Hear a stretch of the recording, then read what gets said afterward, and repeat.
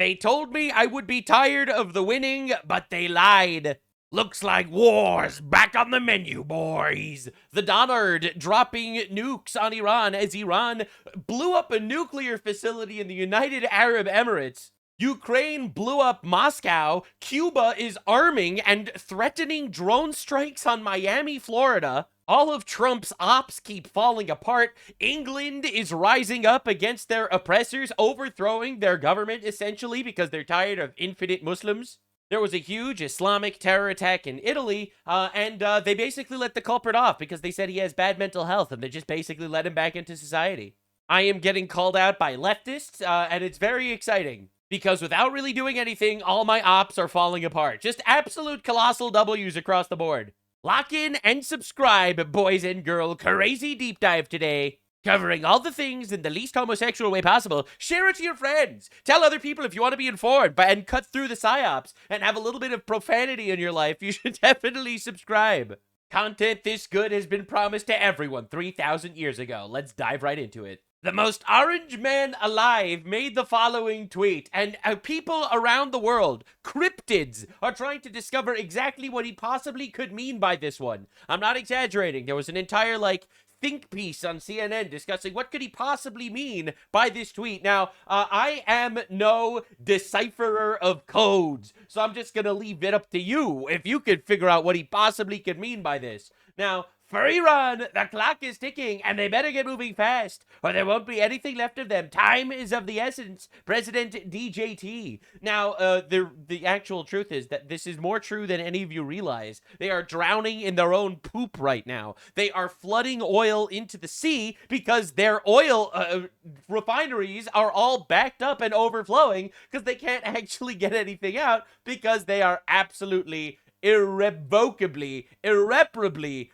fucked. They are so cooked. The blockade has cooked them. They are overflowing in oil that they cannot contain, and it's going into the sea. It is an absolute nightmare, and they are flailing, ladies and gentlemen. Breaking: Trump and Netanyahu, that's Big Jew Yahoo for those of you paying attention, just spoke for 30 minutes by phone. Netanyahu immediately entered a limited security cabinet meeting after the call, per Ynet. White House reporters have been called to an unknown event on the South Lawn. What could this possibly mean? Reportedly are weighing whether to restart military action against Iran. Uh-oh. Mr. Trump calling this moment the calm before the storm. Uh-oh. Fox Business correspondent Ashley Webster reports live from Tel Aviv. Ashley.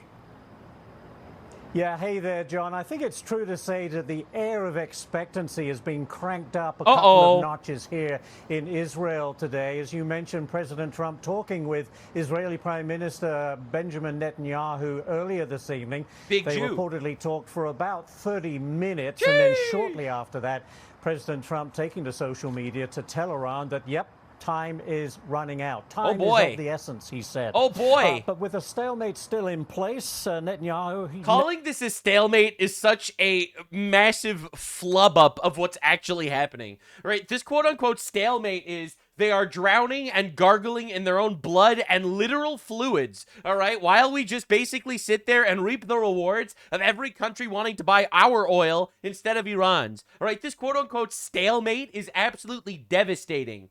Netanyahu holding a donkey fuckers across the Middle East crying and in shambles over this, by the way.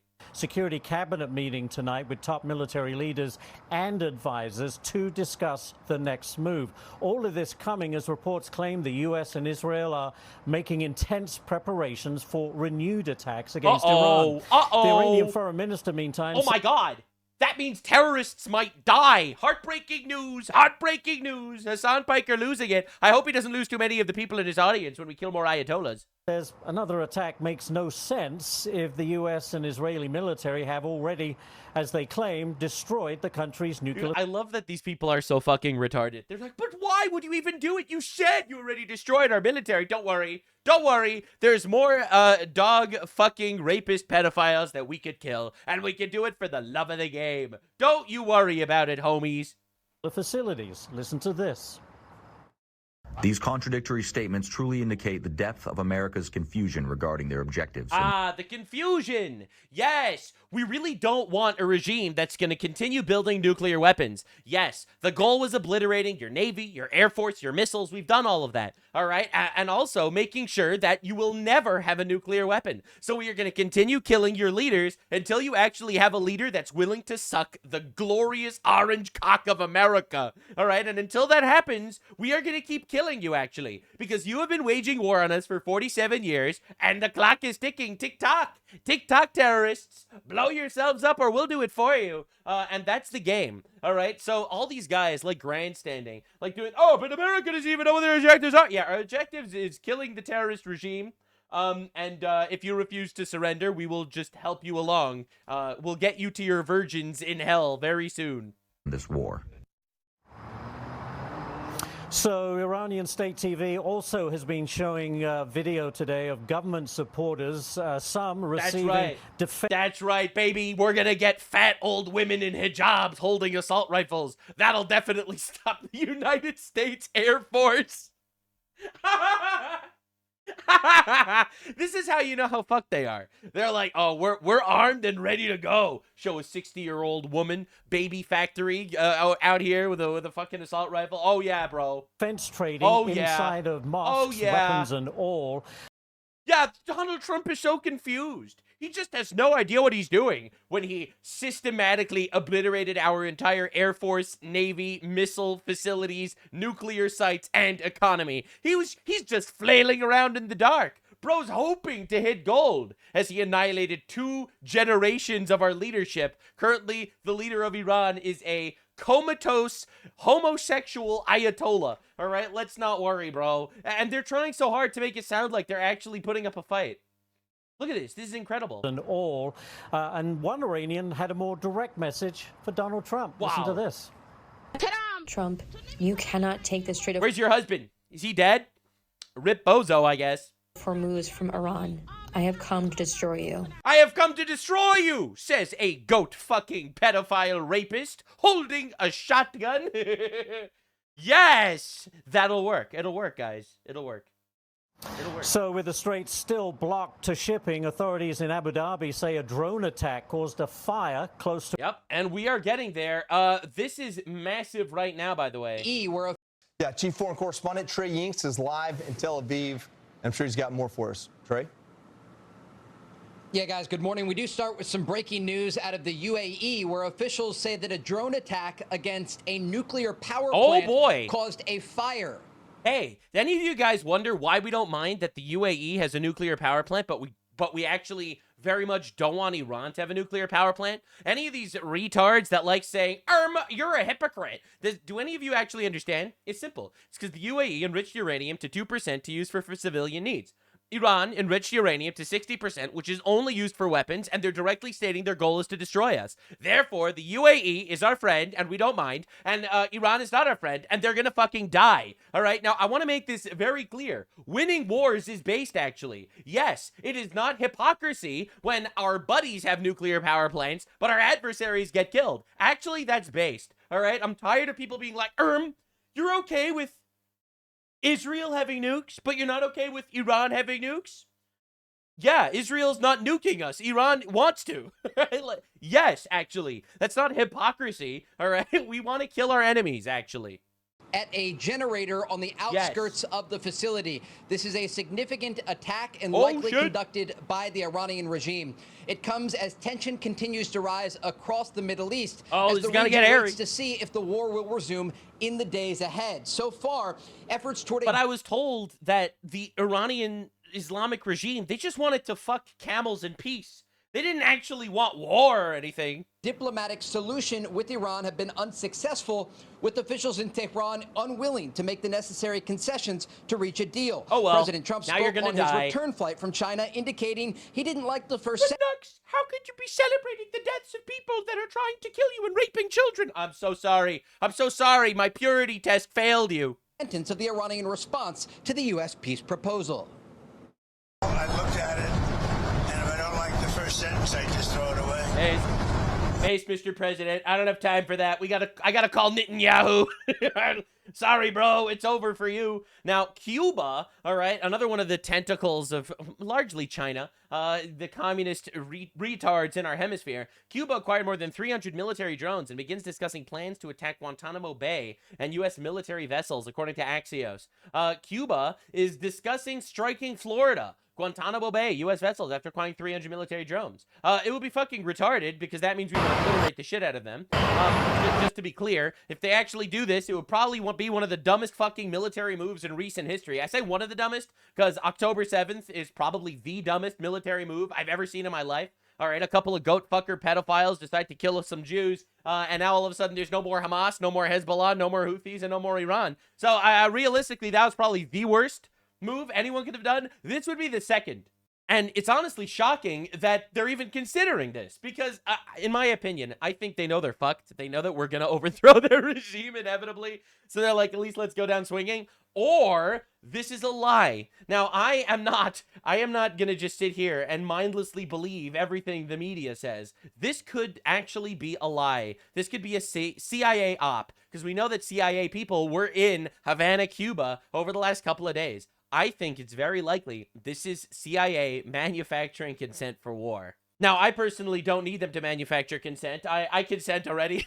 I fully consent overthrowing the communist dictator in our backyard that's been, you know, fucking with us for years, and also oppressing their people. I consent to the Don Roe Doctrine, just completely controlling our hemisphere completely and not allowing these communist tentacles to oppress people in our backyard. So my consent does not need to be manufactured, but I think other people's consent does. So this could potentially be a CIA op lying to you. And the only reason why I say that is because I assume these people aren't fucking retarded enough to try to actually bomb Florida. Now that is the mainstream media, and that's what they're saying. Now Hassan Piker, with his wit and political analysis, has this to say: Cuba has never been a threat to the U.S.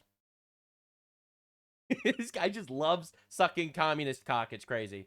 Like, has this dude never heard of the Cuban Missile Crisis? Remember they had nuclear-tipped missiles, medium-range missiles from Russia they were planning on using on us? Remember that? What are we even doing here? Like, this guy just lies. He just openly lies to you, and then just makes you exist. He just lies to you. He expects you to buy it or not. They use weapons to manipulate you. All right. Cuba has never been a threat to us. All right, that's the first sentence, and it's a lie. Second sentence, its only threat was being a successful alternative. Cuba is a shithole. People are dying and starving in Cuba because of communism. Like, he thinks that the reason why we're attacking Cuba is because Cuba is better than us. It's because communism is just superior to capitalism, and we're just fucking jealous. We're jealous of the Cubans that are starving and fucking eating each other out of hunger while they're being thrown into gulags for speaking up against their government. Like, this is absolute insanity. A country that fought and won its own sovereignty and dignity. You know, honestly, we're a country that fought and won our own sovereignty and dignity. Like, what are we doing? But he hates America. We starved them, and that never stopped. They starved themselves because they have a shit economy because communism never works. Between this and the New York Times funding piece, we are manufacturing consent for war. No, the consent's already there. Cuba is adversarial. It's in our domain. It's in our hemisphere. It belongs to us, whether they like it or not. We are the United States of America. The people of Cuba want us to help them and liberate them, literally. This is the most ethical war we could possibly do. And also, it's fucking awesome for us, personally, on a personal level. It's good for the United States to not have a fucking adversary in our backyard flinging shit at us every 2 days. This dude is just a straight-up anti-American communist apologist and loves terrorism. All right, it's unbelievable that this guy exists. Now, Trump and the Nigerian army eliminated a top ISIS leader who attacked Christians. In my opinion, this is charity work, and I fully support it, by the way. The way I see it, I pay a metric fuck ton of money to taxes, and then they take that money and abort babies with it. So I would much rather be aborting terrorists in the Middle East that are massacring Christians than aborting babies, personally. So whenever I see my tax dollars going to help actual oppressed people, not like the retards that continue starting wars and losing and Palestine, but bro, this shit is actually real, and it's insane watching it. The U.S. Nigerian forces conducted a joint military operation intimidating Abu Bilal al-Minuki, senior leader and second in command of the Islamic State, ISIS, globally. And this dude has been actively singling out Christian Nigerian villagers and churches for executions and kidnapping. to fuel their Islamist propaganda. Thank fucking God he's dead. That's right. Killing him is awesome, actually. And I'm really tired of making believe it's not. Oh my God, but he violated the sovereignty of another nation. Fuck yeah, he did. What are you gonna do about it? You're gonna cry? You're gonna maybe bitch and whine? Oh, but he violated international law. I don't give a fuck, bro. International law is fake and gay. Oh, no, how dare you do something objectively awesome? No, please. A piece of paper said that it's bad. The terrorists voted, and they all said that you shouldn't be killing terrorists. Wow, I'm really glad the terrorists got a vote. Just in, U.S. military strikes additional ISIS targets in Nigeria. Based, by the way, killing terrorists is fucking awesome, and don't let the communists trick you into thinking it isn't. Now, Mexican senator linked to the Sinaloa cartel was arrested in San Diego. All right, these fuckers are in our country for some reason. Finally, the FBI is actually cracking down on extradition and arrests of foreign terrorists, including an Islamist terrorist, in our country. Quite literally, get them the fuck out. I'm told desperately that we need to defund these agencies, all right? But this is like news every single day right now. A remarkable effort by our FBI, Director Patel leadership, and our international partners. And we were able to intercept and get in the middle of this man's attempts to wreak havoc and terrorize not only the United States, Canada, Europe. And so we were able to introduce an undercover working with our law enforcement partners. So I think what our U.S. attorney just said is dead on, that President Trump's leadership around the world allows us to have the credibility and the partnership to allow us to work with folks overseas. And that's what happened here. So he was brought here and appeared in court earlier today. And it is on the one hand, should be very alarming to the people in this country that there are men around the world trying to exact this sort of terror. On the other hand, it shows the success of good law enforcement work and good police work and working hard to protect our borders. Dude, every day it's like, thank God Trump is president and not Kamala Harris. All right, I'm not even kidding. This is insane. Which is what we do every single day. And so this investigation is ongoing. It's just a complaint. I expect the next steps will be an indictment, and obviously we're still investigating and going to make sure that anybody that was involved with him will be brought to justice as well. Was he picked up in Iraq, and when was he brought to the United States? He was recently brought to the United States. I want to be careful talking about the operation so I don't put anybody in danger, but it's enough to say that this was an effort that included not only the FBI, but our law enforcement partners overseas as well. Yeah. Just understand, this is an Iraqi terrorist in retaliation for the Iran war, targeting Americans and Jews in the United States of America. Islamist Mohammed al-Saadi plotted multiple violent attacks across America, primarily on Jewish locations, previously responsible for plotting nearly 20 terror attacks abroad, and this motherfucker is in custody. Now, this is so weird, because I really don't see a lot of Americans just murdering random Iranians in the streets, or Jews murdering random Palestinians in the streets, but I do see a lot of Islamists just trying to murder Americans and Jews. That's so weird. It's almost like their ideology is literally a death cult. Now, I'm not saying every Muslim's a terrorist, but every terrorist is a Muslim. No, I'm kidding. Joking. Today, Ukraine launched the largest attack on Moscow since the Second World War. This is insane, by the way. This is Moscow, literally the capital of Russia, getting absolutely cooked. Holy shit. Large Ukrainian drone swarm struck the city of Moscow. This is wild. All right, so Zelensky actually made a tweet about it. Our responses from Russia's prolongation of the war and its attacks on our cities and communities are entirely justified. This time, Ukrainian long-range sanctions reach Moscow region. We are clearly telling the Russians their state must end the war. Ukrainian drone and missile manufacturers continue their work. I am grateful for the security service of Ukraine and all the defense forces of Ukraine for this precision. The distance from Ukraine's state border is over 500 kilometers. The concentration of Russian air defense in Moscow region is the highest. We are overcoming it. Glory to Ukraine. This is actually insane. Holy shit, dude.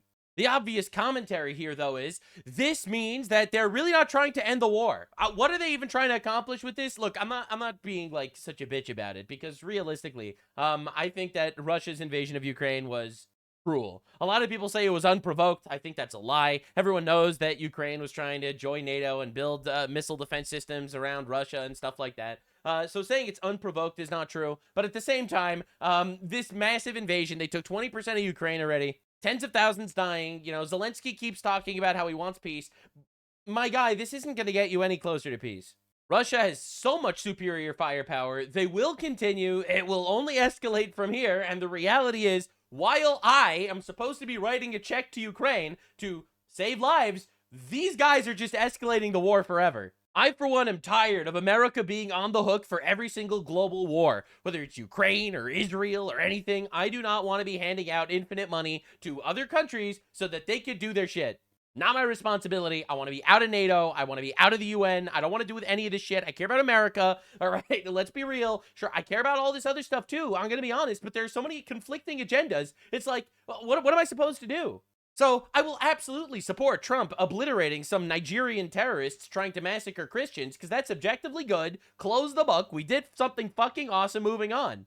But wiping out Iran or Venezuela or Cuba, it's absolutely within our interests. I support it. Giving $350 billion to Ukraine to supposedly end a war, and both sides are just going to escalate it forever because no side wants to give up on what they expect to gain. It's just like, why am I writing this check? No, just putting that out there, because a lot of people are like upset when I criticize Zelensky, and they're like, yeah, but he's the victim. I'm like, yeah, he's the victim. You're right, sure. But he doesn't want to end the war. That is fine. I'm right, and I'm paying for it. All right, I am paying for a war that he is not trying to end, despite the fact that he's losing. All right, I'm sorry, man. That's where I stand. Never come between a Jew and his shekels. All right. Now, one of the major Trump nemesis, all right, in the Republican Party is Thomas Massie. And Thomas Massie, he's having his gigantic giga election tomorrow. All right, will he remain in Congress, or will he be primaried out? We will see. Word is Rand Paul, Low, and Boebert, two very difficult and very unreasonable Republican voters. All right, now in the great Commonwealth of Kentucky, which I won by 31 points, parading around like fools for the worst Republican congressman in the history of our party. His name is Thomas Massie. He's disloyal, ungracious, and the sanctimonious fool who almost never even votes for the best Republican values. The man running against Massie, Ed Galrain, true American patriot, a farmer from Kentucky, a military hero. He is loyal and MAGA all the way. Vote for Ed Galrain. Wipe away the stench of one of the worst congressmen in the history of our great party, Thomas Massie. May we never have to deal with him again, President Donald J. Trump. Now, I see a lot of Massie defenders whenever I criticize that guy in my comment section, and I want to let you know, Thomas Massie has been slandering Trump as a pedophile for the last year. They said that it's the Epstein administration. He never votes on anything that wants border security at all. He is a mass migration voter. He claims to be America first because, well, at least he doesn't want to fund foreign wars, but he wants to import literally the third worldists into our country. He works with the Democrats to destroy Trump and his credibility, and honestly, fuck him. Get him out. J.D. Vance explains back in the day why he was against Massie. I think the problem with Thomas, and I've told him this in private, and now I guess I'll say it in public, is it's one thing to disagree with the party on a particular issue. It's one thing to have your independent stand on a number of questions. And by the way, some of the stuff where Thomas Massie has been independent against the Republican Party, I've agreed with him with. Thomas and I worked together during 2023, where I was trying to stop the limitless flow of American money to Ukraine, and Thomas was one of the people I was working closest with it. And Thomas is against sending money to Ukraine, which I agree with. I'm for it, actually. However, he is a radical libertarian. He's like, I don't want to send my money to Ukraine. However, I want to bring in 1 million Indians to do job for better prices here. But that's one thing. Being independent, having your own opinions is one thing.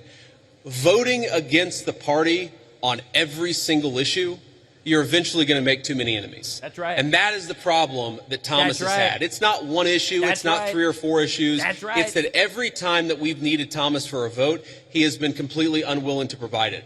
That is why the President of the United States has trained his ire on Thomas Massie. It's because we can never count on him for some of the most difficult votes. Yep. I wish that weren't the case. I say that as somebody who's known Thomas well before I got into politics, but politics is politics, and when you always vote against the party, you can't expect the party to actually back you. And he's just completely correct. He's completely correct. Why should the party bend over backwards for Thomas Massie when he backstabs them every step of the way? Now, a lot of people are immediately taking the line that, oh, well, AIPAC endorsed the other candidate, not Massie. Now, Massey is against all foreign funding, which includes Ukraine, which includes Israel, which I agree with, by the way. I also don't want foreign funding. However, so AIPAC, obviously, the American Israel lobby, is fighting against Massey also because they want infinite money to Israel, which I disagree with, which is why I don't like AIPAC.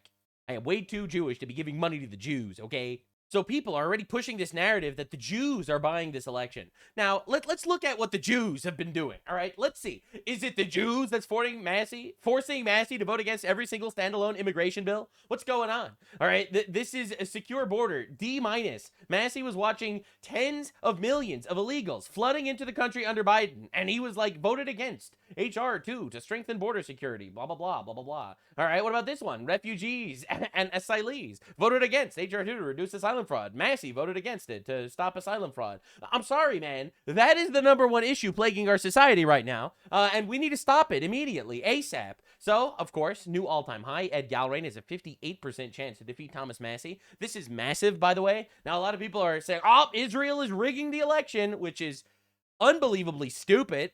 They both get funding from foreign countries. Thomas Massey's biggest supporters are Pakistani Muslims, all right, and Iranians. They are all pledging and funding his campaign, all right? So while there's foreign lobbying absolutely on both sides, and I'm against foreign lobbying, I fucking hate it, man. I really hate that we have foreign countries having a say in what we're doing in our own country, man. The reality is, it's the Trump endorsement, all right? That is what's destroying him. It's the Trump endorsement, all right? Ed Galbraith is finally picking up because we're close to the election, and Trump has been dropping straight fire on his ass. And also, look at who's endorsing Thomas Massey. Cenk Uygur, communist Muslim mass migration, pro-Islamic terror, all right? It's a foreign government trying to control our Congress, spending millions of dollars against anyone who dares to stand up for America instead of Israel. We have eyes and ears. We see them trying to buy our government. Thomas Massey is coming on the Young Turks. Thomas Massey is going on the Young Turks, a radical pro-Islamist leftist talk show to fight for his position in Republican Congress. Like, do you see who's supporting this guy? Ken Klippenstein, by the way, who's a radical communist, right? Thomas Massey's opponent, Ed Galbraith, is running a ghost campaign. He did no interviews. He skipped all debates. It's impossible to find out anything about the guy. No, he's evil and bad. We have to have Massey win. All right, let's see who's endorsing Massey. Code Pink, all right, so they are the jihadi, the trans jihadis. Rouhana, all right, foreigner, Islamist foreigner guy. New York Times, great. Hassan Piker, Mother Jones, AOC, Rashida Tlaib, Ilhan Omar, Summer Lee, Marjorie Taylor Greene, Candace Owens, Tucker Carlson. Wow, what a list of glowing endorsements, ladies and gentlemen, for Thomas Massey. You almost wonder why people aren't voting for him. All right, bad Congressman Tom Massey voted against tax cuts, the border wall, our military and law enforcement. Actually, he voted against almost everything that is good. The worst Republican congressman in history. Kentucky, vote the bum out on Tuesday. We can't live with this troublemaker for another 2 years. He is a true negative force. President DJT. And you know what? He's right. So when Thomas Massey loses on Tuesday, don't forget to vote. You could thank the Donald, all right? Everyone's going to say that Israel's buying elections and shit because this guy's anti-Israel and he's losing an election. But it has nothing to do with Israel. It has to do with the fact that the #1 most popular person in the United States of America, bar none, with the most sway and the most impact, has been campaigning against him every step of the way. All right, the Donald also posted this one. What happened to Thomas Massey? When did he decide to start voting with the radical Democrats? Massey voted against President Trump's tax cuts. Massey voted against finishing President Trump's wall. Massey even voted against Trump's ban on taxpayer-funded sex changes for minors. Bro! I don't think Thomas Massey understands government. I think he's a grandstander. I think he should be voted out of office. Let's fire Thomas Massey. MAGA Kentucky is responsible for the content. All right, so you're going to tell me that these campaigns by the President of the United States is going to have zero impact, but a couple of Jews spending a couple of $100,000 on an election, which, by the way, millions of dollars are being spent on this election by all cases for both parties. Yep, that's what's going to do it. It's not going to be the glowing endorsement of Cenk Uygur, all right, whose nephew says America deserved 9/11. It's definitely not that guy that's going to get hardcore Republican boomers to vote one way or the other. You are coping, my friends. These guys are shaking because they realize that Donald Trump has a stranglehold on American politics and has had this stranglehold for 10+ years now. They're shaking and they're scared because all of the campaigns, all of the psyops, all the anti-Iran war propaganda, all of the Epstein propaganda, literally all the fucking shit that they've been shoveling amounts to fucking nothing, because this super well-known guy is going up against Ed Galrain, who basically no one knows, but just the Trump endorsement is going to flip this shit on its head, and they can't stand it. The Donald broke the bubble 100% when it comes to all the migration stuff. Every time you hear someone being pro-migration, you just want to blow yourself to smithereens. You want to be like the friendly neighborhood imam and obliterate yourself. All right, so get a load of this. Here's Chinese national Poppy Liu, who moved to America from China and became a millionaire. My rant is that capitalism is the greatest evil in the world. But like the people that are like, oh, but like, don't you enjoy the nice things? Blah, blah, blah, blah, blah. Yes, I do. And also, I would be okay with it if it meant that more people in the world could live without oppression. Like, oppression. So again, here we have a Chinese migrant in America lecturing us about how America is bad when she made millions in America. Unbelievable, bro. Like, dude, she identifies as they, them, donates to causes like Red Canary Song, which is Asian migrant prostitute support, Sister Song, abortion access for minorities, and Asians for Black births. Yes, that's real. What are we even doing, man? Literally. So we are importing these people to just be gigantic psyops on our culture. Now, Zohran Mamdani, he is another case of an immigrant that is possibly one of the worst, the worst immigrants in America. Heartbreaking moment. I urge you to sit down if you're standing. This might shake you to your core. I am aware of the disturbing incident targeting worshippers during Friday prayers outside Baitur Mamour Mosque in Brooklyn, where a man praying was struck with an egg. Oh, that hateful act is unacceptable as an affront to the values that define us as New Yorkers. My administration is committed to rooting out anti-Muslim hate in all of its forms. Yeah, I'm sure it is. And ensuring every New Yorker can live and worship in safety and dignity. The New York Police Department Hate Crime Task Force is investigating this incident. First of all, false flag. Obviously a false flag. This was totally done by someone themselves to victim blame. Right, they wanted to self-victimize. False. I'm calling it false flag right here. False flag. Am I doing this right, leftists? Is this the right way to do it? By just screaming that everything's staged into false flags? False flag. Someone threw an egg at him. False flag. Now, just to understand what there's no reporting on. All right, this is a couple of Islamists beating the shit out of a couple of Jews in New York.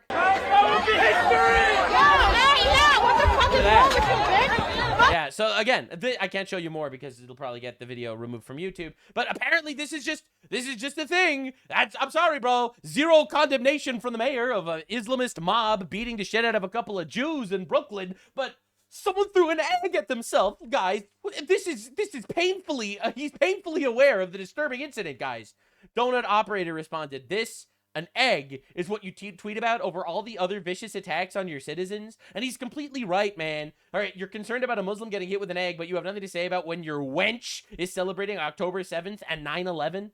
True, by the way, his wife/girlfriend is literally preaching for that shit. All right, now let's understand the religious hate crime breakdowns. All right, so anti-Jewish hate crimes, 70% of all religious hate crimes. Now again, this is despite the fact that Jews are a very small minority. Anti-Muslim hate crimes, 9%, and it's an egg. All right, let's just understand. Anti-Jewish hate crimes, they get stabbed and beaten, and their synagogues lit on fire and shit like that. Anti-Islamic hate crime, they threw an egg at themselves, guys. It's a false flag. Anywho, but let's just understand what the goal is. The reason why they scream and pain, and they cry, and they yelp, and they whimper about all the hate crimes and the Islamophobia is because they know that they can manipulate enough retards into actually giving a shit about this.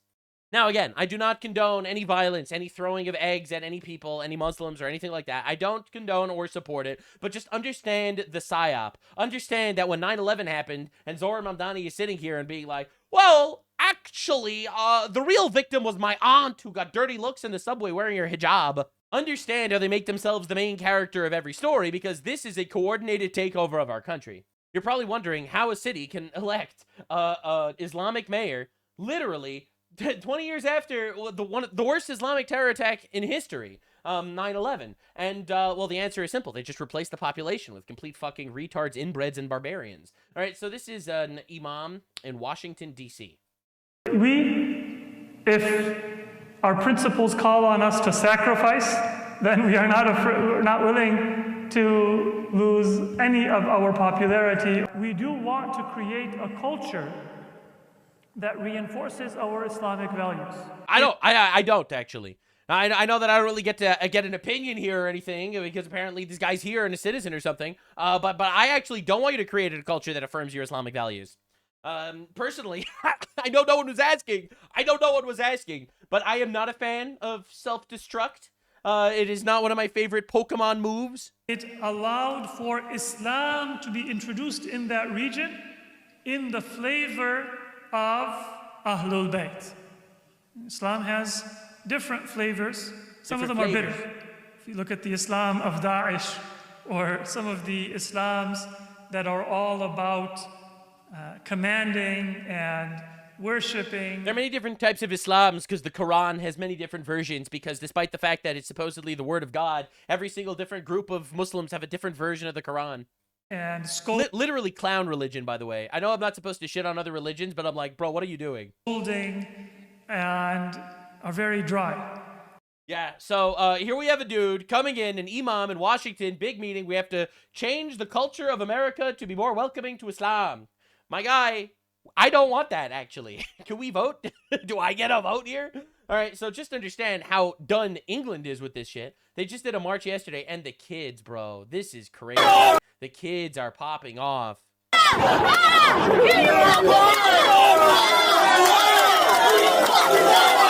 All right, Allah, who the fuck is Allah? Little patriots. Oh my, the kids are going to be all right, guys. The kids are going to be all right. And a lot of people are like, oh, why should they say that? Allah just means God. They're basically, you know, making fun of God and stuff. I don't know, guys. My God does not allow me to marry a 6-year-old and rape her when she's 9, but Allah does. So I'm not sure if that's the same guy. Let me know in the comment section below. So we have our little patriots in the street over here exercising their fake right of free speech because there's no free speech in England. Of course, you have retard leftoids teaching kids to hate like this is child abuse, says the guy that is pro-castration of children. Bro. Mehdi Hassan. I am trying to imagine Muslim kids chanting something similar about the Jewish or Christian faiths in a rally in London.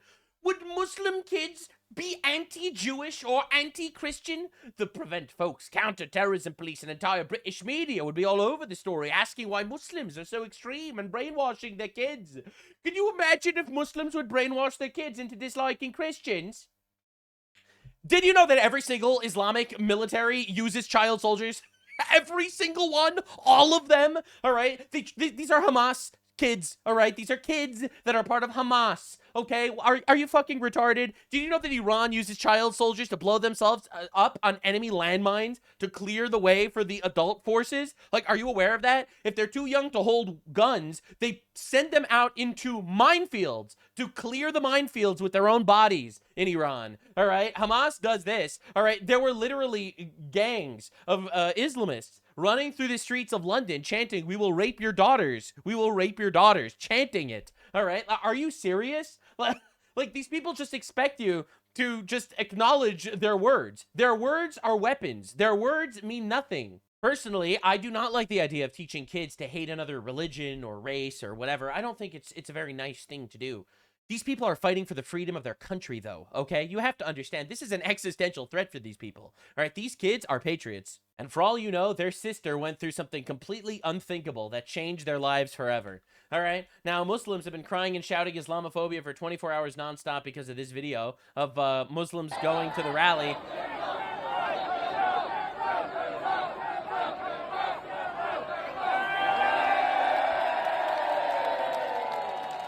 All right, Muslims crashing out over this one. They are very unhappy about this, very unhappy. Now, understand, London's Nova exhibition, Nova is the name of the festival where Hamas came and saw a couple of Jews partying in a festival and killed them and raped them, hundreds of Jews at a festival.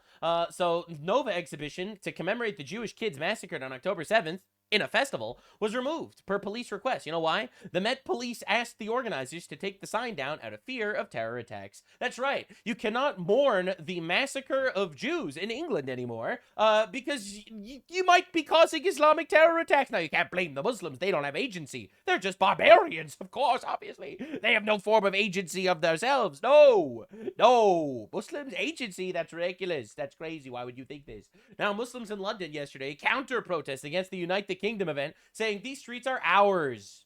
And every time the far right tries to mobilize, The far right are just people that like their country and don't want their daughters to get raped, by the way. we'll be there to confront them and to stop them and stop them from marching again. Look how obvious it is that the Palestine movement is a Trojan horse and no one gives a shit about the Palestinians. That, let me remind you, started a war and lost miserably. All right, look, it's so obvious that this is a Trojan horse. They're not even preaching for Palestine anymore. No, they're using Palestine as their little fucking horsey to fight the far right in England. Like, look how obvious the op is. Again, because people like Tommy Robinson should remember. He should remember what London looked like on the 28th of March, the biggest anti-racist demonstration with the together. The anti-racists have gotten together with the Muslims who preach that every non-Muslim is like an animal. Yes! Yes! I love how they fight for the same values. Alliance that this country has ever seen. And Tommy Robinson, little Tommy Robinson, should remember as well. He should remember what happened to those who came before him. She's threatening to kill him here, by the way. What happened to the National Front? What happened to the British National Party? What happened to his own movement, the EDL? Lots of Islamic terror attacks actually happened to all these places. Is that what you want to remind us about? Did you know that despite Pakistani Muslims being 6.5% of the population of England, they make up 90% of the terror? It's probably a coincidence, right? Now the real British patriots are really fucking tired of this shit, man. They really are. Every Saturday since October the 7th, there's been Palestinian marches on the streets of London. Keir Starmer has never said a word. Today, in the past 48 hours, he has stopped speakers coming to this country to speak. Why is that? I thought we had free speech. I thought we had free speech. Keir Starmer's a dead man walking. Simple as that. His time's up. He knows it. Fuck him. How's he going to feel outside 10 Downing Street when you've got 1 million people saying Keir Starmer's a wanker? Yeah. Tell me. I mean, I just simply don't understand how he's banning these speakers. It's almost like I can't recognize... He's scared. He's a dead man walking. He is scared. Simple as that. A little town, Dorset, they released statistics yesterday. 44% of sexual assaults was by asylum seekers. How many asylum seekers are in Dorset? 0.8%. 0.8%. I saw that. I literally saw that. 0.8% of the population was 44% of the rape. That is a large... Just how much? 0.8%. But 9.8. Oh, okay. No. 0.8. 0.8.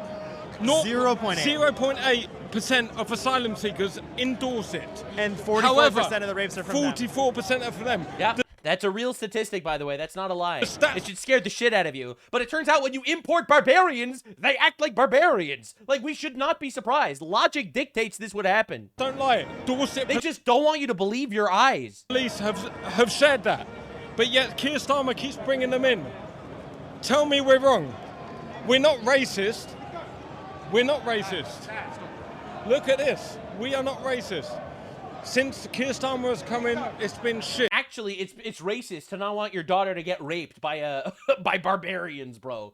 It's racist of you not to want to import infinite bioweapons to destroy your own children. That's right. You have to release the apes. All right, Dawn of the Planet of the Apes. It's when they open the fucking immigration asylum shit. All right. Anyway, so there was a horrible terrorist attack in England, in Italy.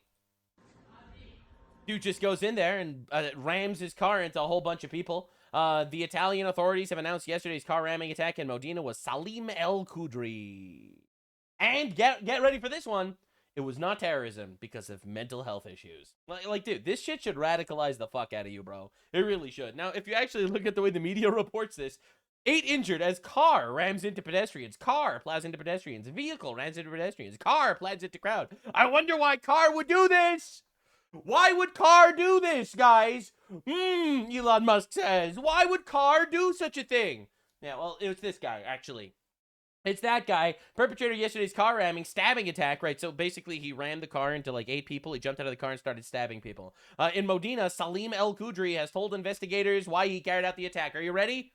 I am harassed, marginalized, and I live in a racist country. That's right, ladies and gentlemen. They imported this motherfucker from bumfuck shithole nowhere where they don't know how to wipe their ass. All right, they brush their teeth with sticks. All right, and then they bring him into Italy where he just runs people over and stabs them because of racism. All right, let me be honest with you. This shit is fucking crazy.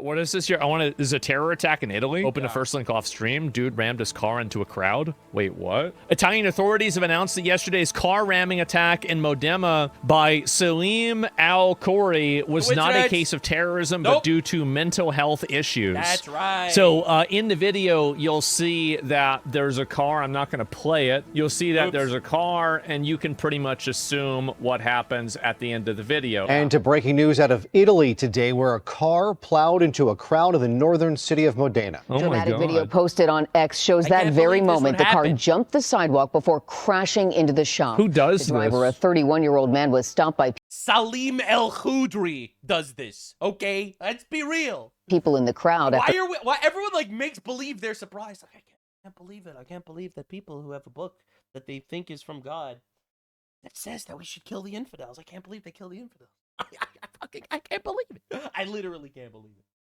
Muslims? Terrorism? That sounds like a trope to me. They're trying to run away. Sure, and Jews don't like money. The town's mayor said 8 people were injured, 4 of them critically.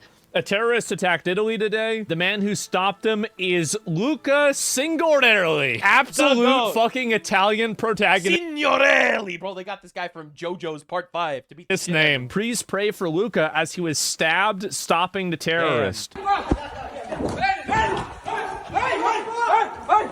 Damn.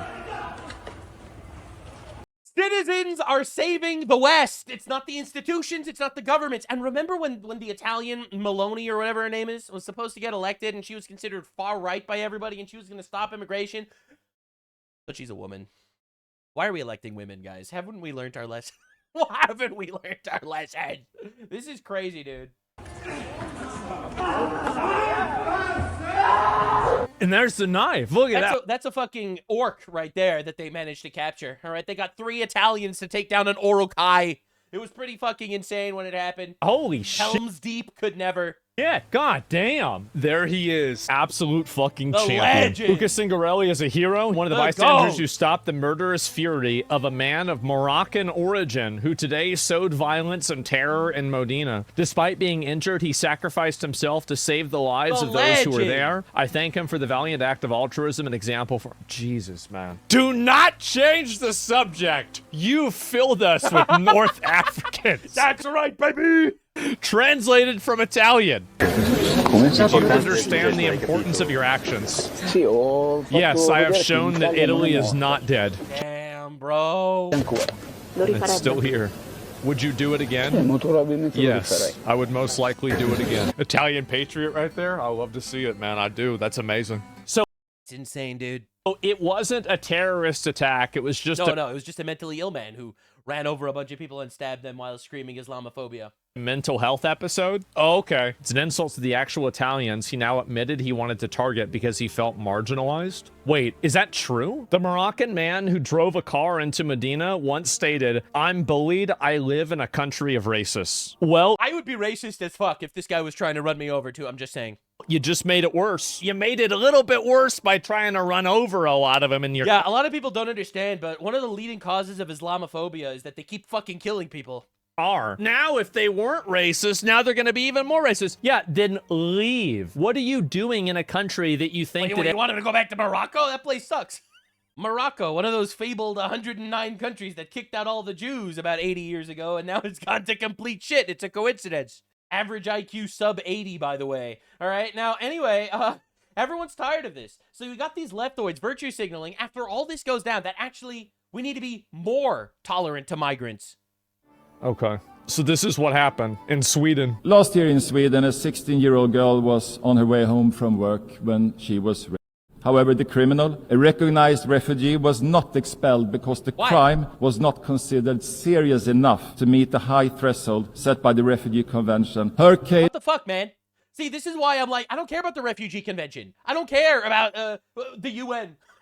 hey guys, Morocco voted that they will be sending us all of their shit. Now we have to live with that. This has touched many deeply, and the fact that criminals are not deported is a betrayal of all victims of crime. It's a betrayal that they're there to begin with, man. Right? Like, the crazy thing is, we should look at a society, and if this society is shit, we should not be importing people from that society. Because it is not our job to be the benevolent retards that are willing to sacrifice our civilization for the sake of a couple of monkeys. The monkeys are only the rapists, by the way. I'm not racist or anything. I would never like sit here and be like, oh, those guys are subhuman or anything. That's horrible. But anyway. As Sweden's Minister for Migration, as a father of 2 daughters, I cannot defend the systems that puts the rights of criminals before the rights of victims and law-abiding migrants. So they didn't deport a literal rape. And so this girl, oh no, she took a break from sailing her condom flotillas to fucking Gaza or whatever the fuck to scream for the rights of rapists. I mean, to be fair, I gotta respect Greta Thunberg for being pretty consistent. She supports the rapists in Gaza, and she supports the rapists that are being imported into Europe. So the follow through is pretty good. Like, you gotta respect that her stance is just pro-rape. Actually, 0 carbon emissions from rape. So you gotta respect it. Again. The image people have of Sweden as a progressive country guided by solidarity and... Notice she's talking in English, not in Swedish, which is the language she speaks primarily, because her audience is actually mentally ill retards around the world. Humanitarian values is long outdated. Thank God! Thank God. Yes! That's right, thank God. Because humanitarian values are lies. It's not moral to want to import an underclass of barbarians into your culture. All right, I'm sorry, man. It's like, for far too long, the Swedish are tired of importing orcs into the Shire. Fuck yeah, that's right.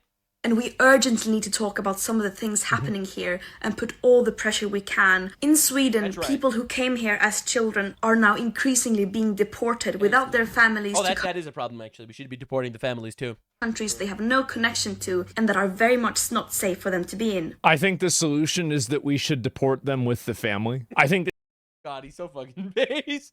Aspengold is coming along nicely, I have to say. This is a good point she brings up. I think logically the thing to do would be to send the family with them. And if the place is so fucking horrible, then we shouldn't have imported them to begin with. Young people did not do anything wrong. I wonder if the girls that got did anything wrong. That's the question. And this is in light of Sweden becoming increasingly hostile and racist like so many other parts of the world. And the Swedish government is now even negotiating with the Taliban to facilitate deportations. Great. So they're taken? Awesome. Yeah. Huge. Okay. And these inhumane teenage deportations have evoked lots of anger in Sweden. And as opposed to the humane rapes. The right to seek asylum is a basic human right. No, it's not. There's no such thing as human rights. Human rights aren't real. We don't need to accept your worldview. Human rights are social constructs that are not real. And cannot be compromised. Of course you can. You just get rid of it. What do you mean? You can easily just turn it off. These people live in a false reality, in a little simulacrum of reality where they think their morals mean something. Their morals are grounded by spit and duct tape. They come from nothing, all right? There's no such thing as human rights. You invented this entire worldview and framework, and you just expect everyone else to live in it. Who decided that it can't be compromised? This is a direct result of stricter migration policies and a hostile discourse, and migrants have long fought against and warned about the development where we I don't care. I don't care about what they fought for. Have normalized pure dehumanization. You cannot pick and choose which human rights to respect and follow. Yeah, I don't respect any human rights. Human rights aren't real. Human rights are a social construct. I do what's right, because God said so in the Bible, okay? All right, I don't give a shit about your little social constructs and little gay retard shit. You think it's human rights to castrate children because they claim they're another gender, right? You think it's human rights to abort babies, right? I don't give a shit about what you have to say about anything. Your moral philosophy means literally nothing to me. So, yeah, I don't give a shit about human rights. Of course you can. What do you mean? Why? Like, this is the thing, is that these people have all these imaginary rules. I care a lot about human wrongs than human rights. There's no rules that say that you have to do anything. Why can't you just decide, well, we're not going to do this time? We cannot stay silent in times of injustice. And by the way, I remember I got criticism for even watching this clip. Watch this. The police leave, and as we prepare to go, young men masking their faces arrive and attack. Oh, that's a monkey. That's a monkey. He did a monkey. It's because of his actions. It has nothing to do with his race or skin color. Right? It's the actions of just throwing shit at people. That's like monkey shit. Go.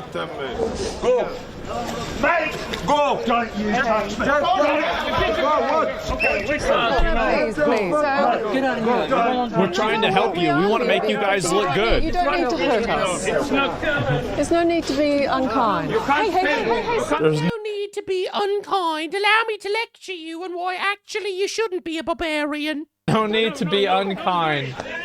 These people are just, they're so the gang's naive. attention turns when a local intervenes and drives his mobility scooter into the most violent attack. This is the thing. You literally have a disabled old man who's the only one who's willing to actually put these people in their place at all. Just some random old man in a mobility scooter pushes them back. That's so sad. Like, if they're not citizens, what the fuck are they doing there? Because human rights? Well, what about people's right to be able to go to their country and not get attacked? There you go. I mean, again, I wish that you could take these people and make them live with those migrants and then say, you can't call the police. That's my perfect world, okay? Yeah, well, the perfect world doesn't exist, and it's our job to do whatever we can to make it as least unperfect as possible. But yeah, a lot of people get upset with me when I say this, but human rights aren't real, and I don't respect them. Now, human wrongs? That's something I pay attention to. Now, Nick Shirley actually attended the entire Unite the Kingdom rally in England, and it was insane. They've imported hostile, violent men into our communities, and That's right. Shatter the Overton window. Get the info out there. Radicalize the people. This is what we need to do. It's citizens that are saving our civilization. All right, you can't trust the giant organizations. You can't trust the governments. All right, you cannot trust the people in politics that are making millions of dollars from the most nefarious of places ever. Big tech wants to import infinite labor. Okay, giant pharma wants to import infinite labor. All right, these people are not going to work with you no matter what. They will always have more money than you and more influence than you. But we have numbers. We have people that love our countries, and we have people that don't want to import the third world to turn us into a little fucking slop bucket of retard people. All right? So therefore, it is up to you, dear viewer, to radicalize the shit out of as many people as you possibly can. us as racists or extremists for wanting protection of our women. This is the revolt. This is the peasants revolting. It needs to stop branding hard-working Brits as far right. We just want to be heard, and he's ignoring us. At the end of the day, do you think a civil war is inevitable here? Yeah, it's been going on for years. I don't recognise my country no more. Keir Starmer is like an actual traitor. Today we're here in the streets of London. We have the Big Ben right behind us here today, and today it's set to be one of the biggest marches in the history of the United Kingdom. Hundreds of thousands of people are set to come in from all across the United Kingdom to come into the streets of London today. Right now, over 4,000 police officers have been employed into... Because they're far-right fascists. They have the far-right stance of, actually, I don't like when my daughter gets raped by infinite people. London, and they're using new facial recognition cameras to track who comes in and out of the protest. Nice. It's something that has never... Let's freaking go, boys. They whipped out the crypto state. That's right, baby. They're going to start psychopathing these motherfuckers. Welcome to communist China in the middle of London. Happened before, and at all of the major stations like King Cross, they have new cameras that have facial recognitions, and they're tracking quite literally everyone. You understand how insane it is? These are people literally peacefully protesting, marching down the streets to make their voice heard because quite literally the actual country betrayed them with their bullshit politics. All right. And they make sure they have facial scans of every single person involved, and like this ID Palantir ass monitoring shit happening. Meanwhile, they have no idea who's actually entering the country on these little boats. They are literally bringing in hordes, throngs of orcs, and they have no idea who the fuck they are. Comes into this protest, and they have even banned journalists from entering into the United Kingdom to cover this event. Wow. Keir Starmer, the Prime Minister of the United Kingdom, has been outspoken against those that are attending this march, saying that this march is led by convicted thugs and people that are spreading division and hate here inside the United Kingdom. He called it... Well, I hate when little kids get raped. What about you guys? Racist, actually. Tomorrow's march in London. Yeah, if you call me racist because I don't like when kids get raped, I don't care. I don't care, actually. I have so little value put into your opinion of me. It is insane. Is a reminder of what we're up against in the battle of our values. The organisers, including convicted thugs and racists, are peddling hatred and division. Anyway, he's stepping down now. Plain and simple. The racist thugs won this one, boys and girl. So today we're going to be speaking with everyone here in the streets of London to see what's going on and what they have to say about what they are fighting for, as this is called the Unite the West march here in the streets of London. How do you guys feel about what your Prime Minister said about those that attend this march today? He's a disgrace. He's an absolute disgrace. So he is. I'm not far right. Don't have a criminal record. I'm a pensioner. I fear for my grandchildren. And what do you fear for your Yeah, Mrs. Weasley out there just cares, you know? Like, honestly, it's insane. grandchildren? Because of all the illegal immigrants that's coming here and they're getting everything going. I have 2 sons, can't even get on the property market. And why do you think Keir Starmer would call people like you racist for attending this march? Because he's frightened. He's frightened. He's on his way out anyway. Bro, the boomers know about this in England. That's how bad it is. No, the better. Your message to Keir Starmer? Resign for the country's good, you tyrant. He's calling you guys racist for being out here today. That is, he's full of shit, as we all know. Yeah. Now we've made it here to the start of the march. You can hear the chants already. Everyone is yelling, Keir Starmer is a wanker. Look at this, thousands of people in the streets right now. I love how Donald Trump gets Jeffrey Epstein arrested and then he dies in jail and then Trump actually releases the Epstein files. They call him a pedophile. All right? Keir Starmer literally caused the rape of his nation, and you're a far-right fascist if you have anything to say about him. Now, all chanting Keir Starmer is a wanker. We have Keir Starmer on top of a right now. How you doing? How are you doing? Keir Starmer on top of a Do you feel like this is the Great Britain you grew up in? No. Do you think it's a Great Britain we grew up in? No. Not so great now. We're an embarrassment to the world, what this government's doing. The crazy thing is, you know how hard it would be to turn these people into, like, right-wing people? Like, do you understand what had to happen to these women to turn them right-wing? I'm telling you, man, that's crazy. What do you guys think about Keir Starmer blocking journalists from coming into the United Kingdom? It's disgusting, isn't it? Yeah, it's only for one thing, because they say things you don't like. You say things Keir Starmer don't like, he likes to block you. I'm surprised you managed to sneak through, to be fair, mate. I've just been watching you in Cuba. I'm a bit surprised as well that they let me in. I don't know, you managed to sneak And how through. come you think here they're attacking freedom of speech? Well, I know why. It's because they've got their own narrative, haven't they? I mean, I don't go all into it, but it all stems from after the war. They started implementing all these systems of anti-racism, and it just come to a point now where white man's not listened to. It's not about what black or white, but native people are just not listened to in the country anymore. And it's just, put it this way, there's a Sikh guy stabbed a white kid the other day, and the police... What a nightmare. This story sucks. Arrested the white kid because the Sikh guy said he said something racist. They handcuffed him, he sat on the floor, bled out and died. Couple of days ago. Somebody Novak, his name is, young college kid. Look it up, mate. And what brings you guys out? This happened, but this is like a daily thing. It's a daily thing. Here today. Wow, you know what it's like, mate. It's tyranny in this country. Absolute diabolical. They're against us English. My friend, you can't keep pouring one country into this one and expect it's going to turn out. They've got different cultures, different ideologies, and different ways of living.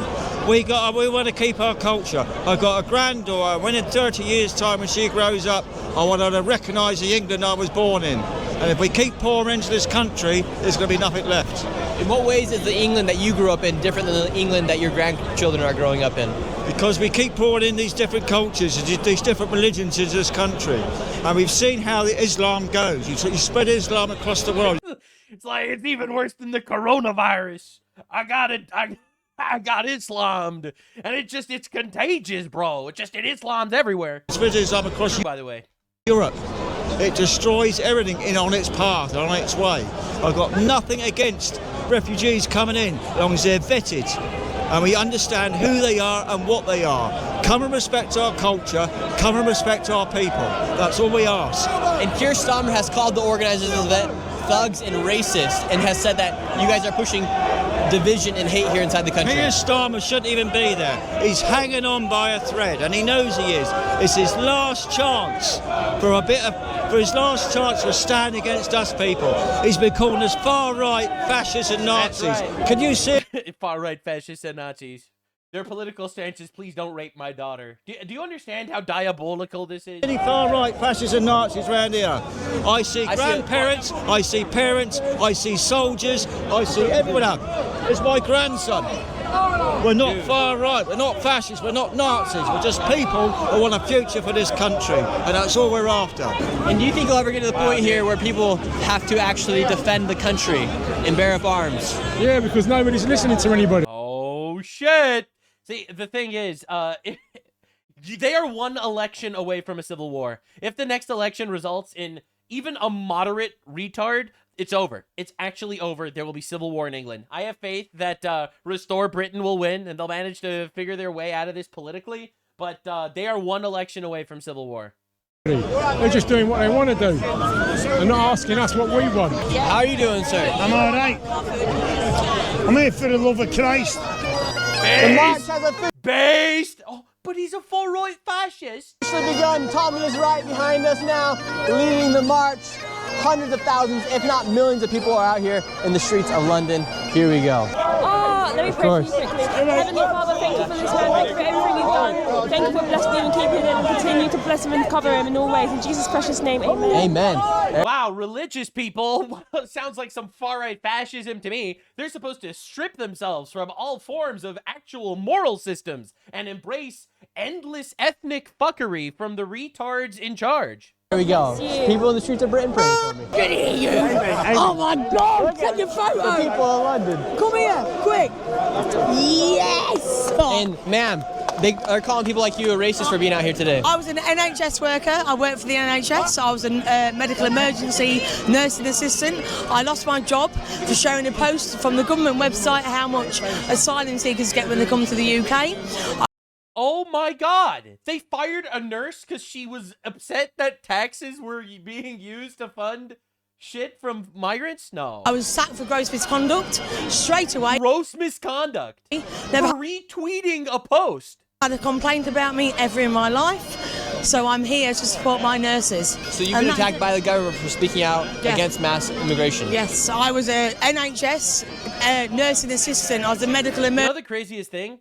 This will radicalize the shit out of you. Nothing radicalizes women like reality. You know, I've noticed, and that's why, and that is why the college system exists in this little bubble where, of course, you can be whatever gender you want. And then the transgender picks up the toilet seat when he goes to piss in the women's restroom, and it'll just radicalize the shit out of her. You know, like, I'll be real. Emergency, and I lost my job through freedom to speak, and I'm going to be here. I'm going to show. Oh, but you're in England. There is no freedom of speech. Freedom to speak in the UK, and we're going to show it today. So you have the march coming from right here, and then you have a whole nother group of people, a whole nother sea of people meeting up right here. That's Very crazy. well, could be 1 million plus people here in the streets of London today. You have the police on the outskirts of the march, and check this out. They have these cameras right here surveilling each and every single one of the protesters. See those cameras right there? They use those to survey the people, and then they have the body cameras as well. But they have those cameras right there for any evidence, or any footage that they may need. Mass surveillance here in the streets of the United Kingdom.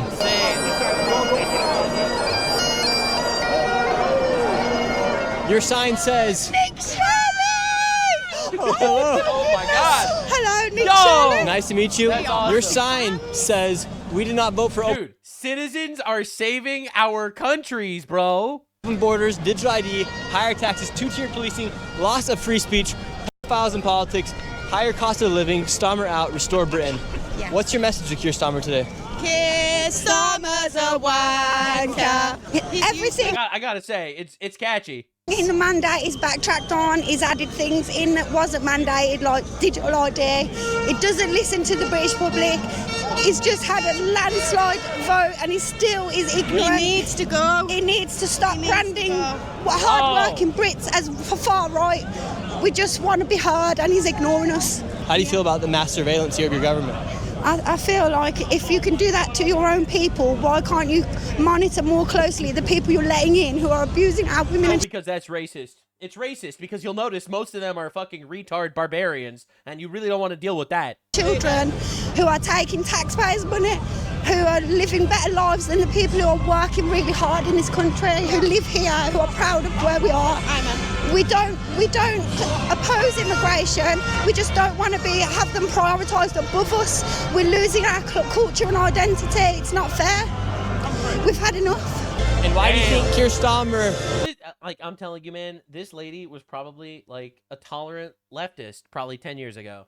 Like, that's the craziest thing. And your politicians are calling people out here racist, saying this is pushing division here inside the United Kingdom. I wish I knew the answer to that question, but I really don't. I ask myself this all the time. All I know is he's not serving the British public, and these numbers prove it. The march continues to get bigger and bigger. Right now we're in Trafalgar Square. It's completely filled, and all the way down. It's crazy looking at the flags.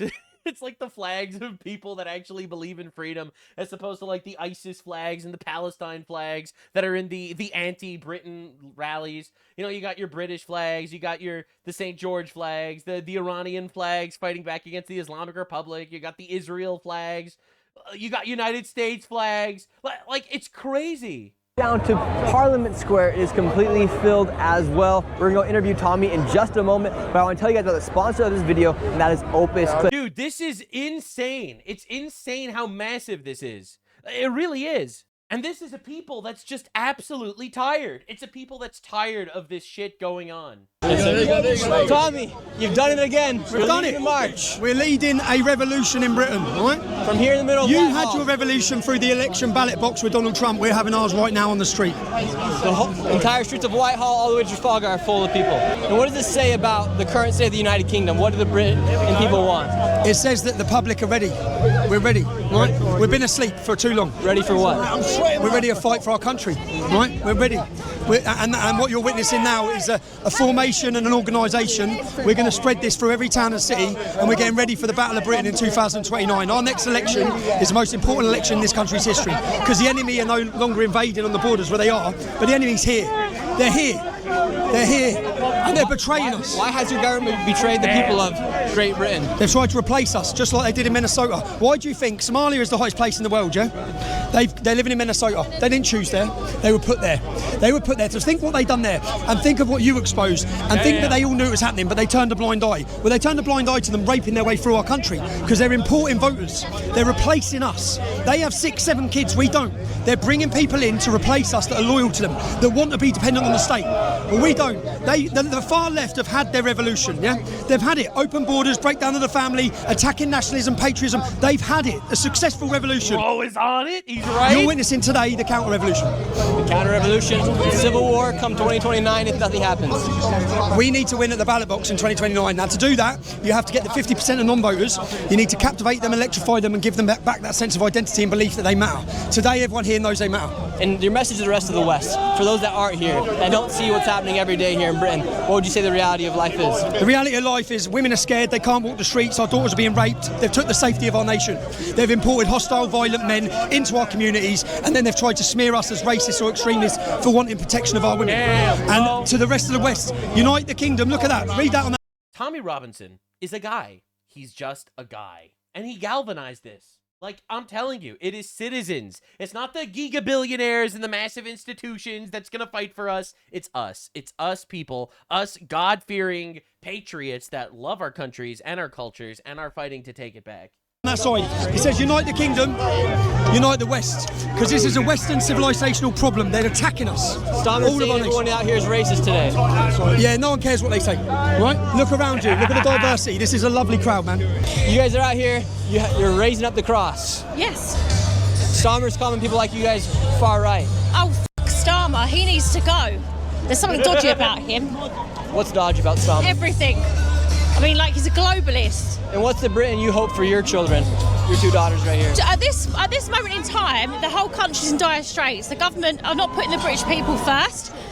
There's no housing. There's no doctor's appointments. There's nothing like that. Communism. Yeah. Free healthcare will solve all the problems. So, I mean, if we were far right, how many people can you spot of all different nationalities here? We've got Iranians, we've got black people, Asian people. Yeah. Get to far right. I love how that, like, far right, you have an Iranian flag and an Israeli flag there. Yeah, far right. Historically been very friendly with the Jews and Middle Eastern people. Am I right, guys? Yes, Starmer. Just resign. Just resign. That's resign. Resign. And Christ is king. I would like to claim refuge in Poland if possible. should the rest of Europe be more like Poland? I think so, yes. Yes, absolutely. And with the grooming gangs that took place here inside... You've got the grooming. I've got 2 daughters at the end of the day. Even when I was a child, my younger sister, it happened with these Afghanis. Like, I'm sorry, but if you're having people coming from all... The fact that, like, every single person you talk to has a family member that was raped by a migrant is absolutely terrifying. different corners of the world that are not brought up with the same morals and same values, there is going to be a clash of cultures. And this is what Starmer isn't listening to. He doesn't give a fuck about that. Yeah. We're just meant to like pipe down, shut up and just get on with it. No, we're sick of it. Like, this is the revolt. This is the peasants revolting. Oh yeah. And we want to keep our next generation safe for our little girls and our children. We want them to grow up in the country that we grew up in. And at times, diversity is not our strength. Unity is our strength, and that's what. At times. We're here today to unify and say that we're not having it anymore. Starmer is saying that your diversity is your strength. You would say it's not. No. Does it? You go to the other march. That's the diversity side of it. This is unity. This is British people coming together to say we love our country and we want to keep it our country. We don't need all these open borders because it's not the best thing for us. Yeah. Right here it says the rape of Britain. Would you say Britain has been raped? I'd say 100% it's rape. This isn't a flag, it's a true story. We've had it under the Conservatives and now Keir Starmer. It's ridiculous what this man's doing. In what ways has Great Britain been raped? Get him out. Well, look at all the young girls are being raped on the streets. Throughout the country, it's covered up by Sadiq Khan. Enough. Through the government, complete cover-up. What's your guys' message to Keir Starmer?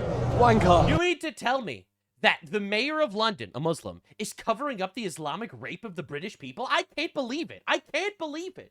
Keir Starmer's a fucking wanker. Let's hear it. Keir Starmer's a wanker. Keir Starmer's a wanker.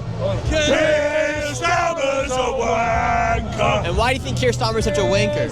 The way he's absolutely destroying our fucking country. What's been your least favorite thing that's happened over the past 10 years here in the United Kingdom? I've seen my country change in 50 plus years. I don't recognise my country no more.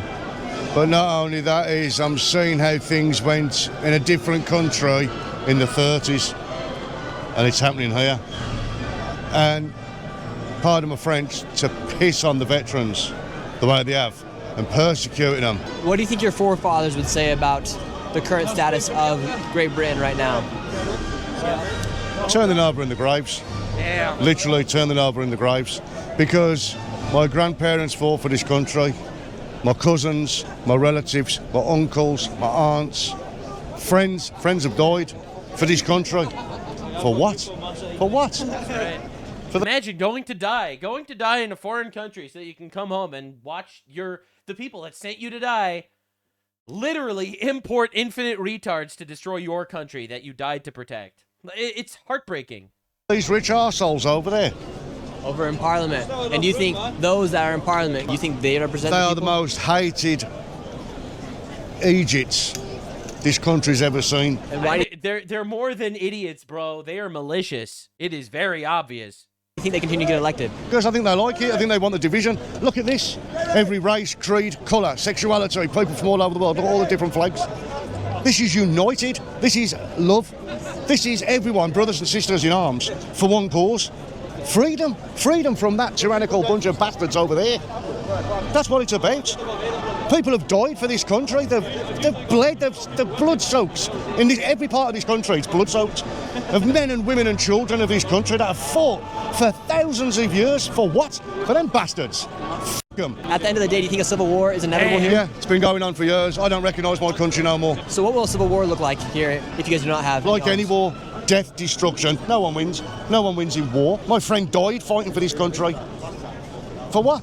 To be pissed on by Keir Starmer and his lot. We're going to take you all to court for war crimes. No one wins in war, I'm afraid. What would be your message to the rest of the world that doesn't live here inside of Great Britain? They don't understand what's Open going your on. eyes, see what's going on, because if it's happening here, it's going to happen everywhere. Look at Ireland. God bless the Irish. Right Right here you have a man. He's right. It's a global pandemic. Yeah, the police I officers. know that you're just doing a job, and I know that you guys lean one way or the other, but there's going to come a time when you guys need to choose a side, and that guy that lives at number 10 is a traitor, and he should be tried as such. Keir Starmer is like an actual traitor. I believe that he is committing... I have never seen this before. And these people, every single one of them, can eloquently explain why they believe what they believe. Right? You compare this to like the No Kings rallies in America protesting against Donald Trump. And it's like, but why don't you like Trump? He's orange. He's bad. He's a fascist. Like, these guys can actually properly explain exactly why they fucking hate this guy. Treason against the British people. I actually believe that, you know, we should drag him out of number 10 and we should put him on trial for treason. Damn. Because what he's done to the British people. Even your quote-unquote far-right fascist still wants him to have a trial. And then your average leftist college teacher is like, no, we should just assassinate Donald Trump. Like, there is a ocean between us, man. Not even remotely playing in the same moral playing field. It can only be defined as treason. He's opened the borders. He's made a career out of protecting people. He's made a career out of dissolving our borders. You're a black man here at this event. They're saying this is a racist event. What's your message to them? No, it's not. Your sign right here says British Christians awake. Yes. We're sleeping. We've had our language has been numbed by thought processes to self-censor ourselves, and now we've become so liberal we don't know what truth is, and now we've got to wake up to how far we've slipped. Our children are now being aborted. We need God. One day before birth, and we've now made this massive imbalance, and into that imbalance we put Islam, and it's been done by the left to destroy Christianity. That's the reason. We're in a hell of a mess. Here in the United Kingdom, you can have an abortion up to the day of? The day before birth. We've now voted for abortion one day before birth. Actual nightmare. Like, these are actually demons. There's one case where a little baby girl, a girl, 15 years of age, she got hold of the mifepristone tablet. She aborted. I love what you're doing, mate. Keep up the good work, brother. Absolutely love you. All right? Thank you. She aborted the baby. They cut the baby's head off, arms off, legs off, put it in the food blender, hit frappe. The police did nothing. So here in What the fuck? the UK, Is that real? this man, you can have an abortion up to the day of birth. Crazy. Son, oi! Trump, come and say f***ing England, son. Now everyone's got... Trump, I understand you're busy with Iran and Cuba, but if you can make a pit stop over here. Out here at the stage, I've been invited to give a speech, so I'm gonna go on just a second. We have hundreds of thousands of people right there. We got these lovely ladies right here, and then I'm gonna be going on stage right now. Here we go. All right, now it's time for me to go on stage. Here we go. We got 100,000 people out here, and here we go. London! USA! USA! USA! USA! Today I've walked with some of you here, and as I was walking, one sign really crossed my mind. There was a sign today that said we did not vote for open borders, digital ID, two-tier policing, higher taxes, loss of free speech, in politics, higher cost of living. Now your media will call you far right, and your prime minister will call you guys dangerous. But the ideas of freedom of speech are not dangerous, or the idea that you want to know who your neighbor is does not make you dangerous. It means that you have common sense.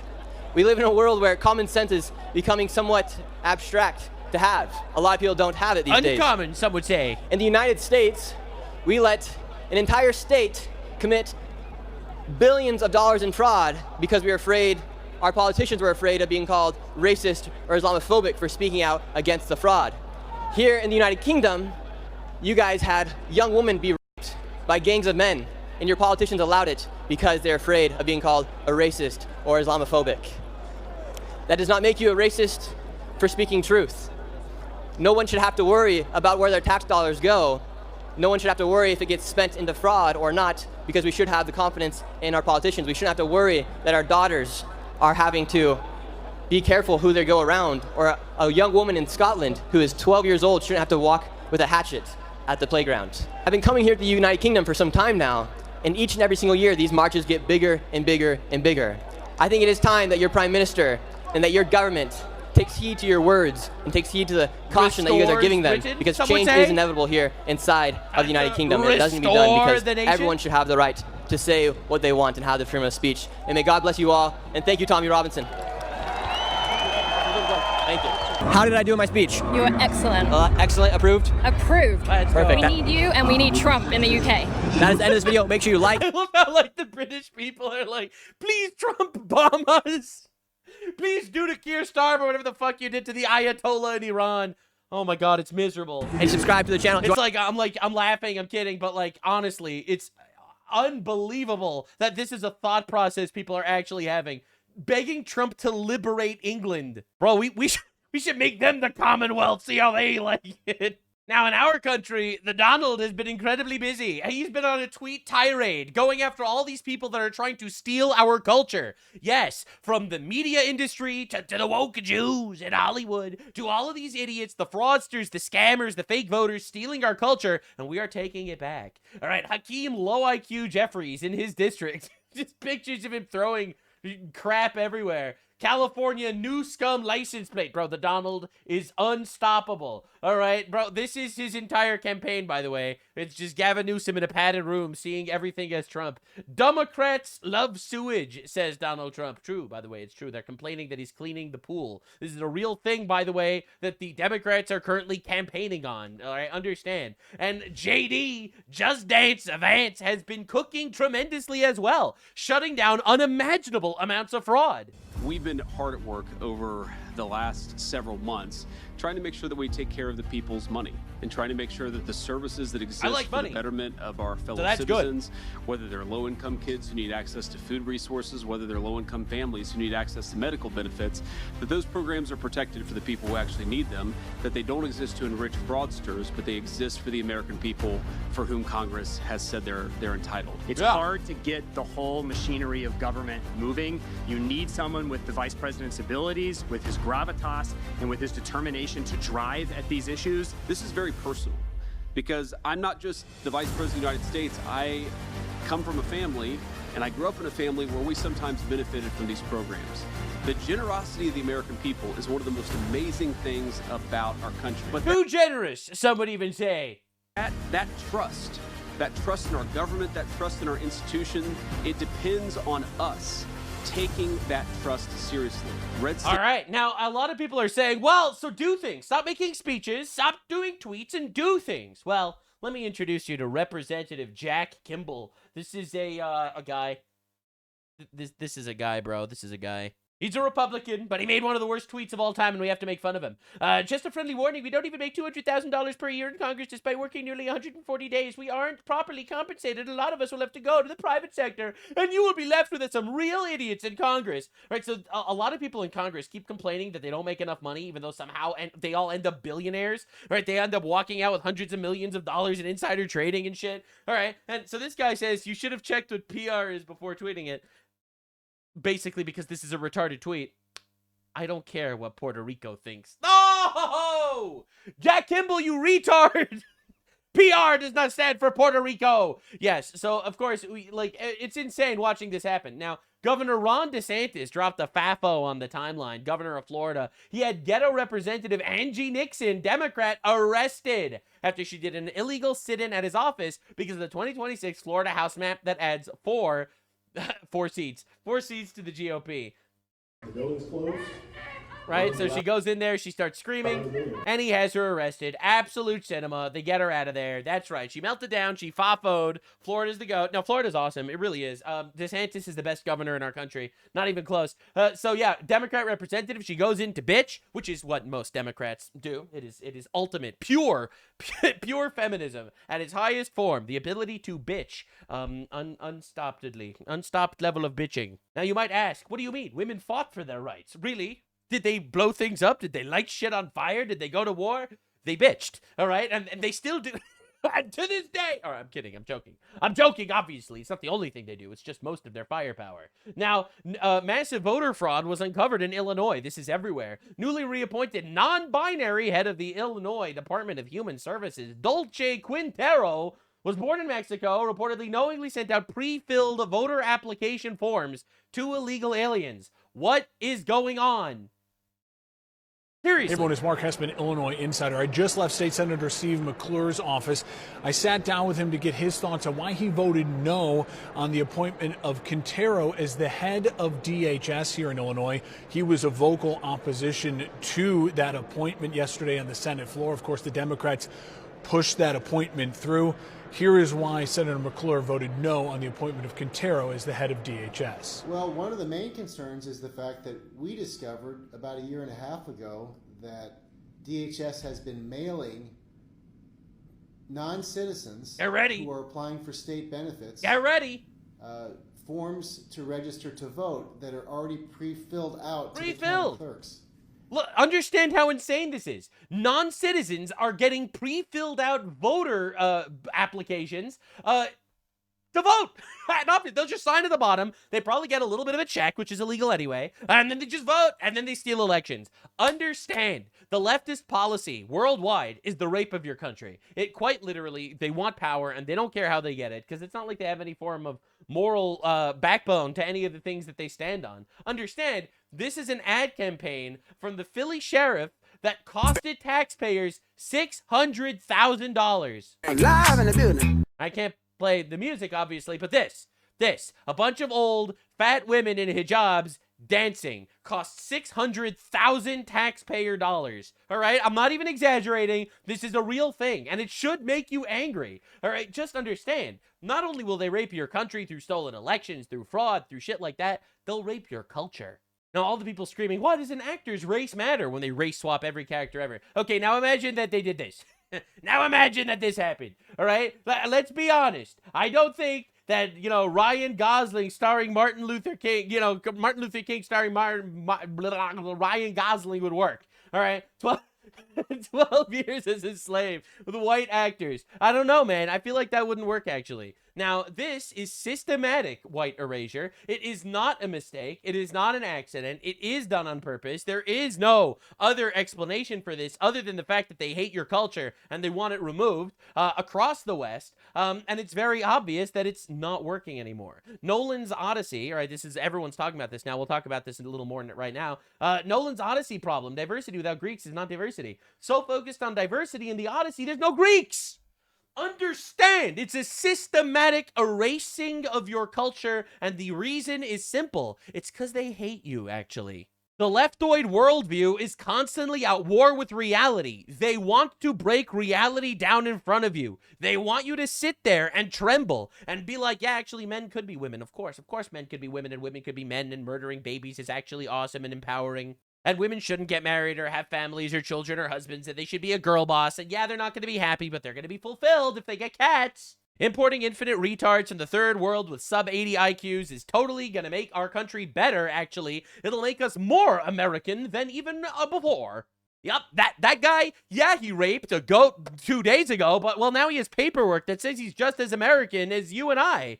This is a systematic strategy to say race, culture, identity, ethnicity, none of it matters, none of it's important. All people are just little economic units of carbon whizzing through a nihilistic hellscape. And the moment they convince you that nothing matters and there is no God and there's nothing to fight for and there's nothing to be proud of, well then the only thing that actually matters is your own personal happiness. Enter the era of infinite orgies and retards. So we got to talk about this because I think it's all part of the same strategies. The woke Jews in Hollywood worked overtime on this Christopher Nolan Odyssey movie.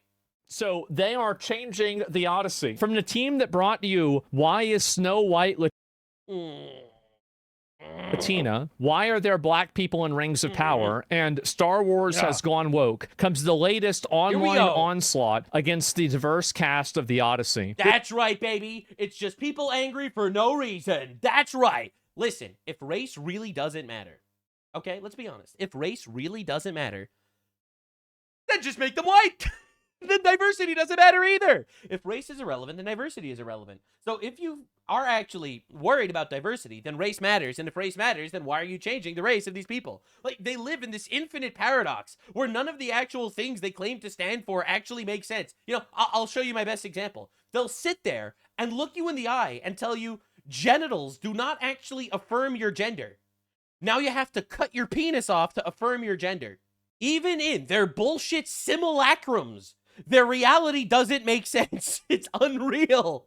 This is a real frame of Helena Troy in the Odyssey, enhanced with Grok to see it better. It's ridiculous. Nobody in the world thought Helena Troy was black. Nobody thought that. If you went and you put a white girl with blonde hair and blue eyes and you said, this is Cleopatra, you would have all the people that are defending this attacking you.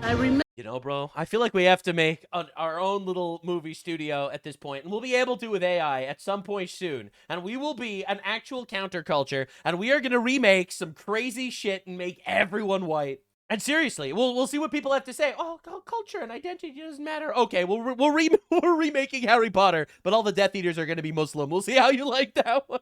Remember my grandmother saying to me, I don't care what they tell you in school, Cleopatra was black. And so this is somebody they're boycotting Super Mario Brothers. Oh, this is the guy. John Leguizamo, only Latinos should be playing a Latino, stands there in blatant whiteface taking a check for playing a Greek. So because they don't actually, they only care about diversity in one direction, actually. Wait a minute. I told you, none of their actual values mean anything. They're all lies. All of them. They use words to manipulate you. I had no problem. He had no problem taking a role. Are you going to be watching Super Mario Brothers? No, I will not be watching Super Oh my goodness.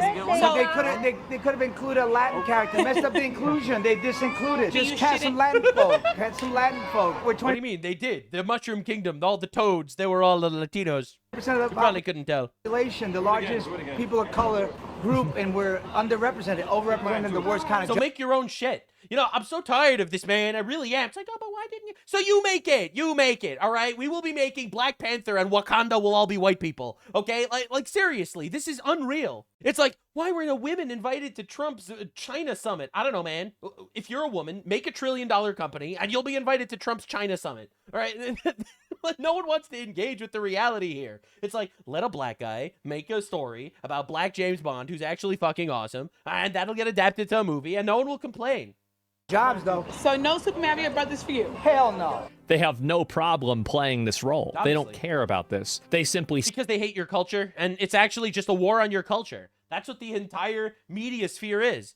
Say this so they can take advantage of you. That's it. I want to make 3 points that I think So this is the person right here. Christopher Nolan's Odyssey, translated by Emily Wilson. This is the translator Nolan is using as the basis for his film. This is like 2016 or 17. No. Imagine what the focus is going to be. Guys, does anybody want to guess? It's going to be about female empowerment. Some of the fluffier kinds of press coverage. One is that my being the first woman to translate the Odyssey into English isn't really a headline that should be about me. The headline should be, why is it that this particular field, the field of classical translations of Greek and Roman texts, has been so vastly male-dominated? It's very simple. This is it's unbelievable that people are like this. Almost all of the stories are masculine-focused stories. Men being men, killing other men, men killing beasts, men winning wars, overcoming challenges, and so obviously it's going to appeal to men more. Like, that's totally true, but there's another thing that's very important. Before women got mind raped by modern retarded culture, they actually believed that there was a value in actually raising a family. So while the man would do some sort of grueling labor or some sort of job or something to bring home some money, the wife would actually take care of the family and children. That's gone now. So now they have time to do this, I guess. Duh. Being female doesn't in itself guarantee that you'll have a distinctively female or feminine perspective. Yeah, so statistically it does, though. So you had to add that in there yourself. That's great. I'm glad. Women can be misogynistic perfectly easily. Many women aren't feminists. Some women are great. What do you mean? Of course, absolutely. Many women haven't thought about gender whatsoever. For me, one of the most Did you think about gender today, miss? Oh, I'm sorry. Important truths I wanted to tell about the Odyssey. That there's an idea that this is the Odyssey. It's about an unproblematically heroic male Western hero, implicitly white, who is good because he crushes the bad guys, monsters, foreigners, and the story has a happy ending because the good guy gets back with the objectified wife and regains all his... With the wife, who loves him, who's treated so well by him. Yeah, that's awesome, actually. I like a good guy that fucking obliterates the bad guys. No, you don't understand. Yeah, no, you don't understand. Actually killing bad guys is awesome.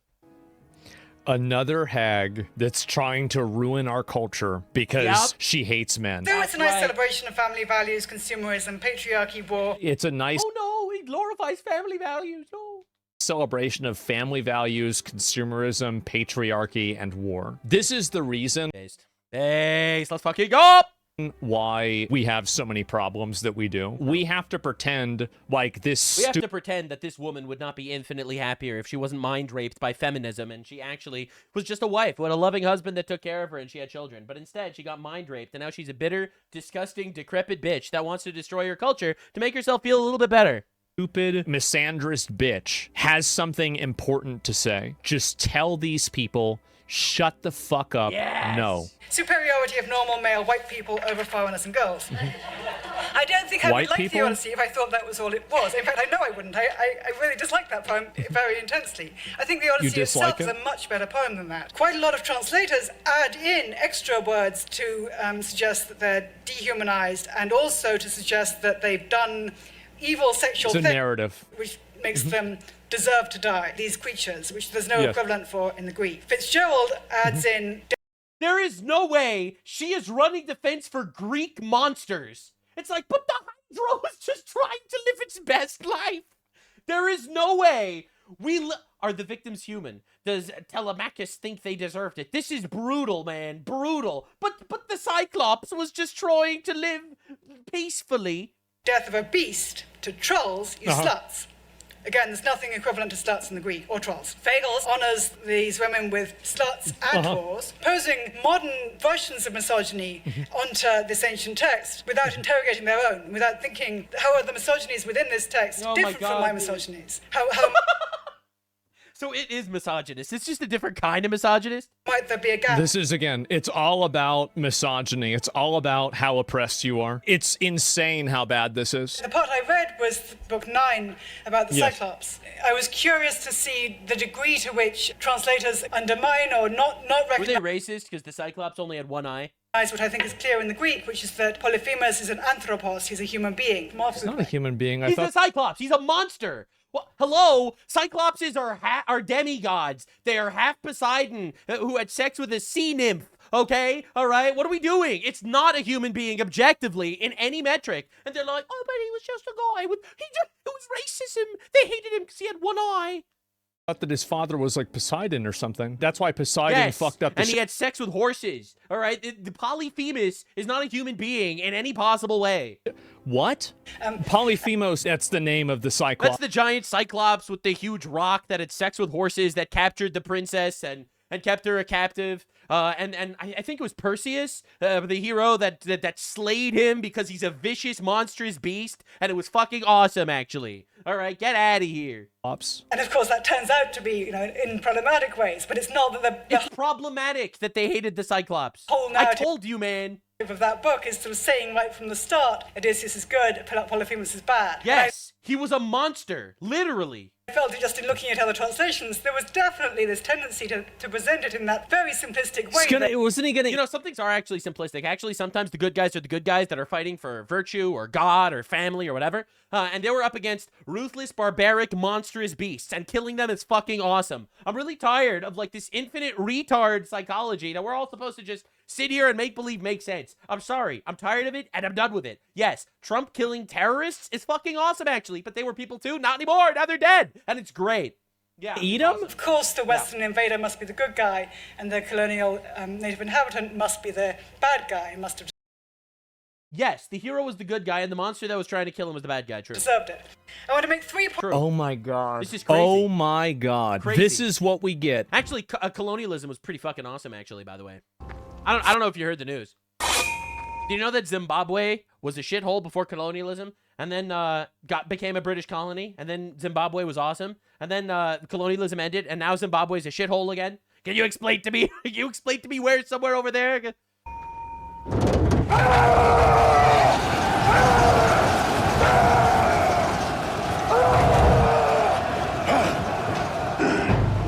Yes, a transgender warrior.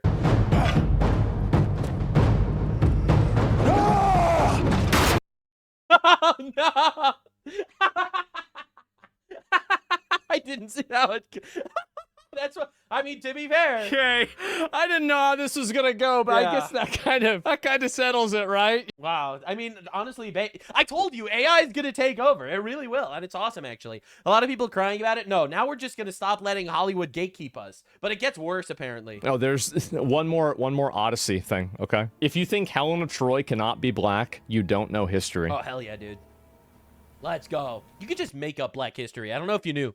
Here we go. Just for context, this is the lead up to the clip that's going viral. Apparently, conservatives are freaking out over Christopher Nolan's casting choices for the upcoming epic, The Odyssey. None of these choices are actually, we don't know who's been cast. It's not finalized. Nolan literally confirmed the Helen of Troy casting 3 days before this in A little bit of misinformation to start your show. Love his it. Times Magazine interview. But they are flipping out. If you are a student of history, you know that scholars have debated for decades the extent to which Greek mythology and civilization were influenced by ancient Egypt and North Africa. The most simple Google These people are coping in the most unbelievable way ever. search would instantly show you these direct quotes from Homer, describing Helen as white-armed and fair-haired. Homer literally names her ethnicity, calling her Achaean, the Bronze Age Greeks of mainland Greece, a southern European population with zero sub-Saharan ancestry. Homer also describes sub-Saharan Africans as a separate, distant people, the Ethiopians, the furthest of men. And this is the earliest surviving color depiction of Helen of Troy in human history. White. It is very clear that Andromeda is described as an Ethiopian princess. Homer himself never directly calls Andromeda an Ethiopian. That comes from later Greek and Roman sources. But either way, this only strengthens the argument, because Homer makes a direct, deliberate distinction between Ethiopians and Achaeans, and he places Helen firmly on the Achaean side. This idea was also explored in a book called Black Athena. Why does some black people have this focus around replacing historical figures and race swapping them and saying, You want me to tell you why? It's because white people made most things. It's because Western civilization is the greatest civilization in human history.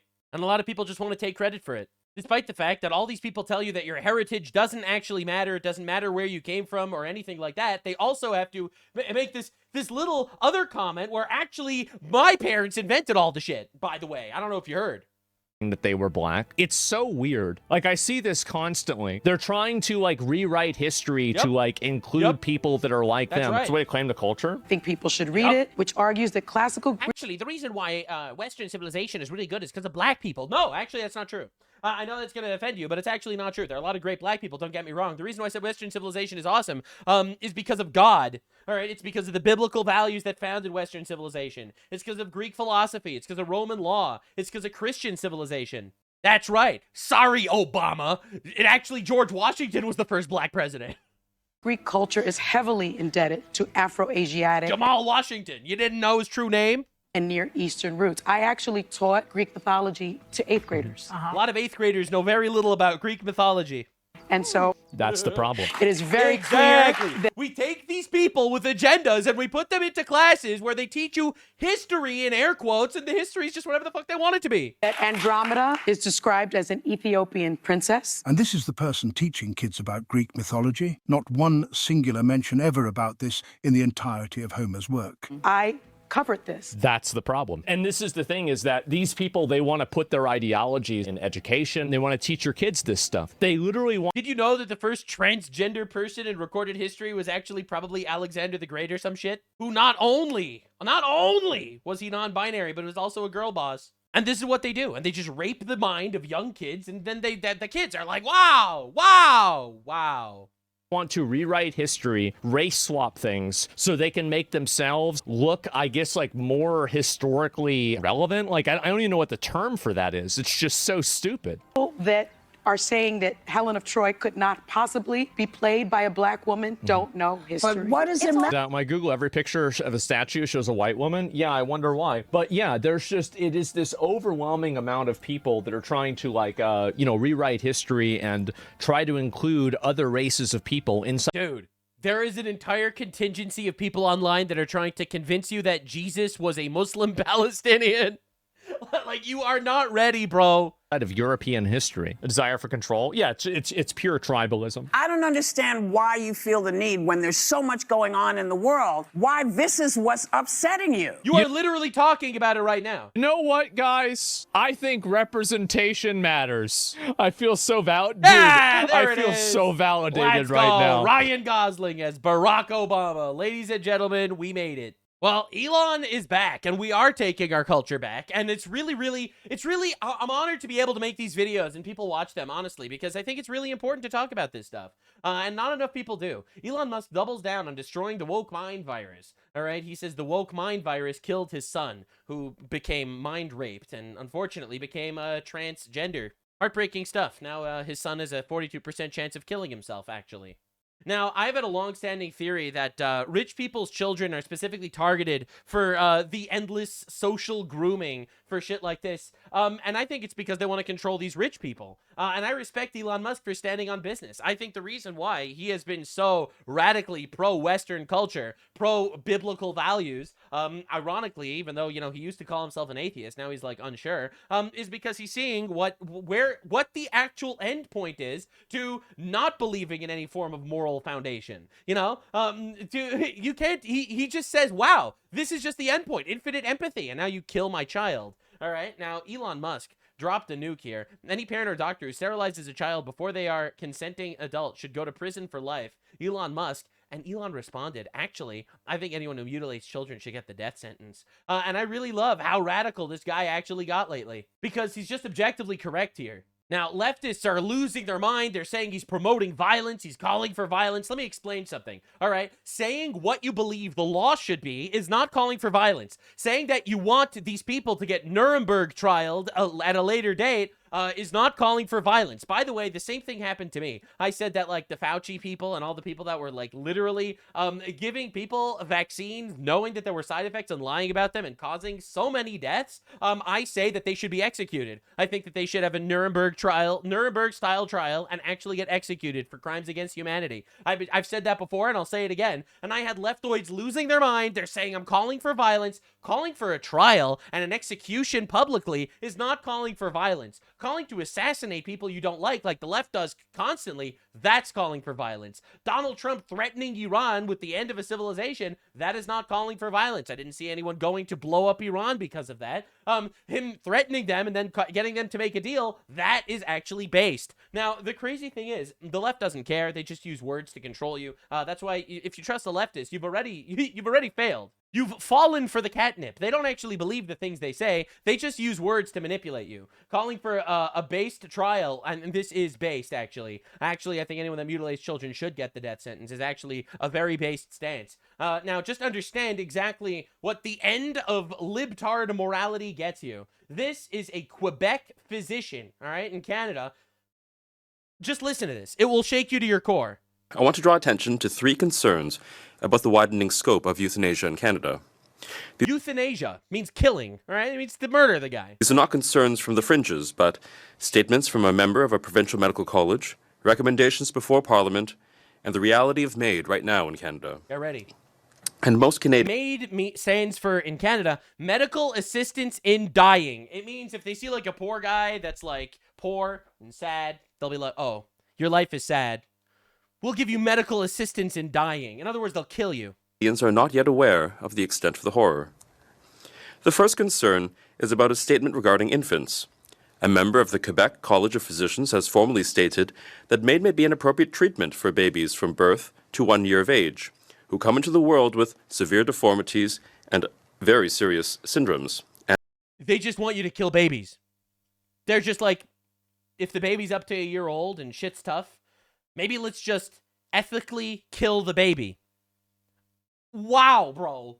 You can't make this up. And that parents should have the opportunity to obtain this care for their infant. Canadian law currently permits the withdrawal of life-sustaining treatment for critically ill newborns. This medical practitioner's proposal goes further. He calls for the calculated killing of an infant. These are patients, babies, who cannot speak, cannot consent, and cannot ask for help. As if consenting is relevant here. All right, this is why the libtard order collapses. When the only thing you care about is consent, then absolutely none of your stances hold any moral weight. None of them, all right? So then why is incest immoral? But they consented, who cares? And they can never give you an answer, oh, because it could have bad effects for the children. Okay, well, they think that you can just kill the children, all right? You could abort the children, all right? What about two brothers having sex with each other and they consent? There's no children there, all right? And these people, there's no answer to any of these things. If the only thing they care about is consent, then they have zero actual moral backing. They're just afraid people will do bad things to them that they don't want. It purely comes from a place of self-preservation, not from a place of moral consistency. They seriously believe that if you consent to die, they could just kill you. It's insane. We cannot draw the line here. I'm not sure where medical professionals imagine the line to be. Oh, they don't. Oh, they don't. I'm glad you asked. Fantastic stuff. In the libtard mind, there's no such thing as morality. Morality is just your basic preferences on things that you want to happen or things that you don't want to happen to you. That is libtard morality. It's based in nothing. The second concern is a proposal regarding mature minors. A report by the Special Joint Committee on Medical Assistance in Dying, AMAD, has recommended extending MAID to children with parental consent described as optional. Optional parental consent to kill a child if they ask for it. This is Canada, okay? This is woke utopia Canada. A physician, not a child's parent, would determine whether a child is able to consent to his own death. In this discussion, MAID advocates showed their true colors. Yeah, so by the way, for the record, consent, this whole consent thing is a lie. All right? Consent has nothing to do with morality in regards to doing immoral things. Oh, I'm going to do an immoral thing, but the other guy consents. No, sorry. If it's an immoral thing, it's inherently immoral. It's not immoral purely based on the consent. Consent matters when it comes to rape, okay? Or when you're having a slapping contest with your buddies. And I get a lot of pushback for this take of mine, all right? I see a lot of people be like, I'm against all forms of, gender transitioning for minors. I'm against all gender transitioning. I think adults should not have the right to chop their penises off either. But what do you mean? It's an adult and he's consenting. Consent is not relevant when it comes to cases of morality, in my opinion, all right? If I consent to get my arm taken off and I go to the doctor, should I expect the doctor to chop my arm off? If I consent to get killed, should I just let the doctor kill me? Like, why do we try to talk suicidal people away from suicide? They're consenting to kill themselves. Why do you have a complaint about it? But it's consenting adults. Why do you care if it's a thruple orgy of hedonistic bullshit? Because there are some things that are moral inherently and immoral inherently. And the leftist mind cannot comprehend this. They don't believe in inherent morality. So if a guy consents to die, what's wrong with killing them? And defended the rationale for euthanizing minors without consulting their parents. Just listen to that sentence. This is an actual discussion being had in Canada. What is going on? Are we serious? Yet 43 expert witnesses called this recommendation deeply flawed. Oh, it's flawed. I might call it something stronger. The third concern is euthanasia on demand. It's flawed to kill children without their parents' consent. Meaning the parents should consent to having their children euthanized. Do we understand the barbarism that's happening here? This is the end point of leftism, all right? That's the craziest thing. Chief Coroner has documented MAID deaths driven not by illness, but by poverty, loneliness, and lack of housing. That's right. If you're lonely, you could just get euthanized in Canada. Approximately half of those who died by MAID in 2024 reported requesting it because they felt like a burden to their families, friends, or caregivers. These are not necessarily people dying of terminal illness. These are Canadians failed by a system that chose to offer them lethal injection rather than the support and hope they needed to live. That's insane, by the way. Complete and utter insanity. All right? Now, when you see this chart, if you've never seen this chart before, this chart will scare the shit out of you. All right? And you will never go back.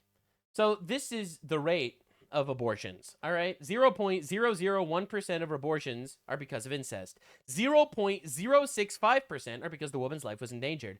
0.085% is because the woman was raped. 0.2% is the woman's physical health was threatened. 0.2, woman's psychological health was threatened. 0.6, there was a fetal abnormality. 6%, social or economic reasons. 92%, no reason. That means that 98.5% of abortions are because You were in the mood. You were in the mood to kill the baby. Just understand exactly what we're dealing with in society, okay? This is a pie chart for deaths in the United States, all right? So this little yellow sliver with the 1%, that's the Civil War. You probably can't even see any other colors over here, but that's World War I, II, Vietnam, Korea, War of Independence, War of 1812, Gulf War I and II. You probably can't tell because they're very small. This red, that's abortion. That's Roe v. Wade. Right, just understand exactly what's going on here. This is the end of libtard ideology. That's just where it gets you. Now, boiling lobsters is illegal in Switzerland because that's immoral. But murdering babies, that shit's fucking awesome, I guess. All right, so just understand how over it is for women, bro. Australian federal court ruled today that the rights of biological women come second to those of biological men. Roxy, you're a transgender woman from regional New South Wales. That's a man. That's a dude. That guy has balls. You played hockey for 10 years from when you were 16 years old, but you stopped when you were 26. Why? We need to be shaming this shit, and like literally these people need to be this ideology, sorry, not the people. The ideology needs to be excised from public life. And we need to open concentration. I'm kidding. That'll be fascism. But this time the fascists are working with the Jews, so it's better. Something didn't feel quite right, and it has taken me decades longer to look back and try and dissect that and understand that I really didn't like being in the male changing rooms. They were... Yo, me too! Me too! Yo, you're so real for that. Really uncomfortable there. I didn't like the smells or the sounds. Rapist paradise, ladies and gentlemen. Oh my God. I just didn't feel comfortable changing in men's rooms, and I like looking at boobs also at the same time. What is wrong with these people? Holy fuck, Roxy. It's gotta be a skit? I know. Roxanne Tickle wins a landmark ruling. Roxanne Tickle, who sued a female-only app for discrimination. She has won the case. Very pleased by the outcome of my case. I hope that it assists trans and gender... You know, I'm really glad that people like this exist, that they can show you exactly why leftism is absolute fucking cancer. It's so retarded, it's unbelievable. diverse people and their loved ones to heal. Like, I keep seeing these things happen, and I see so many people crying about it. You literally voted for this. Hello? And then you got, like, leftist, feminist women being like, but I don't feel safe. Yeah, you voted to not feel safe. You literally voted for this. Found unanimously that I was unlawfully directly discriminated against, an effort into ridiculing, degrading, and mocking me. She was banned from the app, and she took... that court to the federal court and has won $20,000 in damages. $20,000 plus costs as well. Absolute insanity. Our courts and government are being run by complete lunatics. I'm truly devastated. Men who claim to be women have more rights than actual women in Australia. It's women that are being discriminated against, not the men who claim to be us. But you voted for this. You voted for this. What do you want me to say? What do you want me to say? It is objectively the libtard feminist women that voted for their rights to get taken away by men pretending to be women. This is fucking insanity. In a sense, nothing has changed, and we will all wake up tomorrow and men will still not be women. Look at all the women helping him destroy their rights. Like, again, it's most... That's women. They got a virtue signal. Got to vote for even further and further left every single time. And it's so sad. It's so sad. I feel bad for women who are radicalized by reality. You know, the ones that actually want to get married and have children and have families and have a husband that can take care of them, that they love and that they respect. You know, the ones that they could support. You know, the women that are out there that are actually trying to build a life for themselves. I feel bad for those women. I don't feel bad for the women that are trying to push infinite retard ideology on everyone.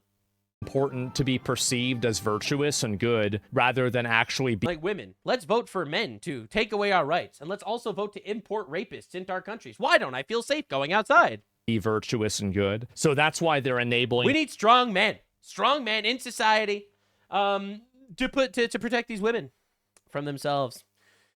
Repeal the 19th. We have to do it, man. This kind of behavior. It's ideologically driven. There's no logic or reason to it at all. Western society, this is from J.K. Rowling. Western society is currently divided. J.K. Rowling is a classic example. She is a liberal feminist woman, but she was radicalized by reality. Between people who know this now, all of a sudden, she's against Muslim migrants and transgenders. Wow. A man and are prepared to say so, and those who know this is a man and lie out of obedience to an ideology. There is no third option. Literally nobody on earth thinks Roxanne Tinkle is actually a woman. We all know this. Everybody knows this. Why are we doing this? The new face of a straw. You just have to be kind. You have to be accepting. You have to live in their delusions. But everyone's consenting, right? If they want to be called a woman, well, why shouldn't you just embrace their delusions? Reality doesn't matter. Did you not get the memo? You think reality still matters in leftist ideological spaces? That's funny. Misogyny. That's oh cute. my fucking God. I hope that as this becomes more and more of a parody of itself, we have people that run for government that are willing to just simply stomp it out. And I think that's what's going to happen, by the way. I think that they'll call them a fascist and they'll say, but you're going to put us in concentration camp. You're going to kill us. Yep. Trump is going to kill you. That's right. Sorry. That's what's going to happen. Seeing more Trump and more candidates that are just simply... I don't care. Like, you could fling your insults at me. You use your nasty words. But, Trump is going to open concentration camps. Yup, I volunteer. I volunteer as a guard. I volunteer my time. I don't even... Without pay. To even engage in, like... bucks you support? I don't care. I don't care what you call me. I don't care what you say. It doesn't matter. All right, we're going to open asylums. We're going to put these people there, and society's going to be better. You know, and people are going to cry about it, but then all of a sudden you're going to realize how much better society is, and then you're going to stop crying about it. The fantasy of this for even a second, for even a Roxanne Tinkle out here going into women's bathrooms as many times as he possibly can. Slight moment. That's the fucking go. And nothing radicalizes women like real life. Am I right? But it gets even worse. So we had this message here. So this is an individual. Let's listen to it. Context. Can you help me understand? I covered this briefly a couple days ago, but it's so much worse now. And so with you being your age, how is your mom in control of that? And you said you were $20,000 in debt. Mm-hmm. What does that come from? Credit cards. It's expensive to be a single woman and trans on top of that. So being 28 years old now, at what age did you know that you wanted to transition? I mean, since I was born, but the earliest I can remember is 2. She had a mental illness since she was 2. Did your parents know prior to that? My parents knew, my mom knew for 3 years, since 2019. Was that a big topic of contention between you and her? It wasn't a huge topic, but she was more like, how could I put it, not very supportive. She was in shock, just didn't say anything. She kept going. L parent. She should have said something. She should have put you in therapy. Like, L parent for not doing more to basically slap the shit out of you when you were a kid. This is insane. Yeah. My dead name and a bunch of other stuff. So. My mom called me my dead name. I had to kill her. Dead name. Mia says she was scheduled to have her long-awaited gender reassignment surgery the following month in July. So they have a payment plan. Cut off her penis. My dad was going to help me with a little bit of it, so... Yeah. According to Mia, her surgery was all set to go until her mother put a halt to it. That bitch. She didn't want me to cut off my penis because I'm retarded? Unbelievable. I got a call from my social worker from the hospital. So your mother contacted the hospital? Yeah, to say I was very furious, and I asked her, I don't want to hear excuses. I want to hear, an explanation, and I'm sorry, and I'll do something about it. Okay. Anyway, she can't say sorry to save her life, apparently. So I killed her. Apparently. And because you killed her. Wow. Good job, idiot. I wanted to make sure that I clarified as far, because that's what was confusing. If your dad was willing to pay for a little bit. Yeah, and then he changed his mind on it because he didn't sell a Chevy and all that stuff. But before she left, Mia says she realized her mother was still alive. I do remember actually coming up just in case, because I heard her. Didn't double tap. Quite a bit. Like choking. Okay. So I went to shoot her again. If you could go back to yesterday, would you change the outcome with your mom and dad? Mm-hmm. I don't think there's any way of changing their minds, so no. No way to change their mind. That's right. So we have to kill them now. See, this is why when I say that it's really awesome that the FBI is putting transgender people on watch lists, I actually mean it. It's because these are mentally ill, violent people that have ideologies that are inherently violent. Inherently violent ideologies that they want you dead and they would execute you if they could and if they ever had the power to do so. So yes, putting them on watch lists is awesome. These are schizophrenic retards that want to kill you. All right? Yes. Oh, but do you support the state monitoring transgender people? The same way I would support the state monitoring violent schizophrenics. Yes, I am pro-gun rights, but I don't want to give guns to retards that are known as retards. It is literally no wonder in my mind why transgender people are statistically overwhelmingly violent. On a per capita basis, it's because they're fucking retarded people. Now, again, I don't hate transgender people. And I see people say it all the time that I hate transgender people. I don't hate transgender people at all, actually. I really pity them. I pity them that they have a mental illness that's being egged on by society like some sort of social contagion. And you have teachers grooming kids into becoming fucking retards. No hate, lots of pity, and I pray for them. But my pity and my empathy does not at all give me some sort of reason to sacrifice society for their needs. Absolutely not. I can have empathy for them in institutions. Like, this is insane. Insanity, bro. If they change their mind, which I know they're not because they're so narcissistic. They're narcissists and they don't change their mind, so therefore it's justified to murder them. You're going around shooting people because they don't want to call you the right name. Then other people, oh my god, they're so dumb. They're so dumb. They, them are retarded. So their answer was on them. They had their chance. They had their chance, I had to kill them. This is how they think, and this is why they want you dead. Not all of them, obviously, but a lot of them. Didn't want to become the monster that they I didn't want to become the monster. They didn't make you a monster, okay? You're a retarded person that murdered your parents. That they made me to be. I really wanted to be good. I wanted to be good, but then I had to shoot my parents. Like I said, that was a last resort. It was the last, that's the last, yeah. I hate them. Oh, what a retard. What a retard. So anyway, somebody replies and reposts this and they said, holy beast mode. I saw this tweet. And I was like, this is a great example for why trans communities are going on the FBI watch list. Yep. See, do you remember how yesterday they were all saying, it's a genocide, we're being genocide. Yeah, I love when they do. Yep, yes it is. It's a genocide. Yep, that's what we're doing. They're putting us in camps. Yep, buckle up, you're going to camp. Trump is gonna kill us. Yep, Trump is gonna kill you. I just affirmed the delusions at this point. Like, what am I supposed to do? What, you're gonna reason with these people? These people would murder you if you call them the wrong name. And then they would justify it and they'd say it's beast mode to kill your parents if they refuse to call you by the name you want them to. Or by the stupid fake pronouns that you come up with. All right, and they will justify your death. You're not reasoning with these people. They can't do this to us. No, you can't do that. You can't have people that do this. And then, like, this is crazy. You're nuts. Like, you're crazy. There's a lot of people that support this, and that's the problem. Yeah. The killer got 50 years to life. I mean, again, good. I mean, hopefully they should probably put him in jail longer than that. Now he can get castrated non-surgically in jail. I mean, I guess so, right? Yeah. So again, this shit's insane. It really is. And trans people are trying to kill Asmongold now because Asmongold dared question their gender. What is this here? You must be dropping in numbers. You're back to harassing trans people. So this is a person. Yep. Now they want him dead because he has an opinion that they don't like. Again, understand what we're dealing with here. You have an opinion they don't like? Well, they'll kill you now. Oh, you don't think that men could be women? Well, time to die. This is literally the ideology of these people. And they're mentally ill enough to carry it out. So I'm not supposed to sit here and make believe that this shit's not insane when they advocate for it openly.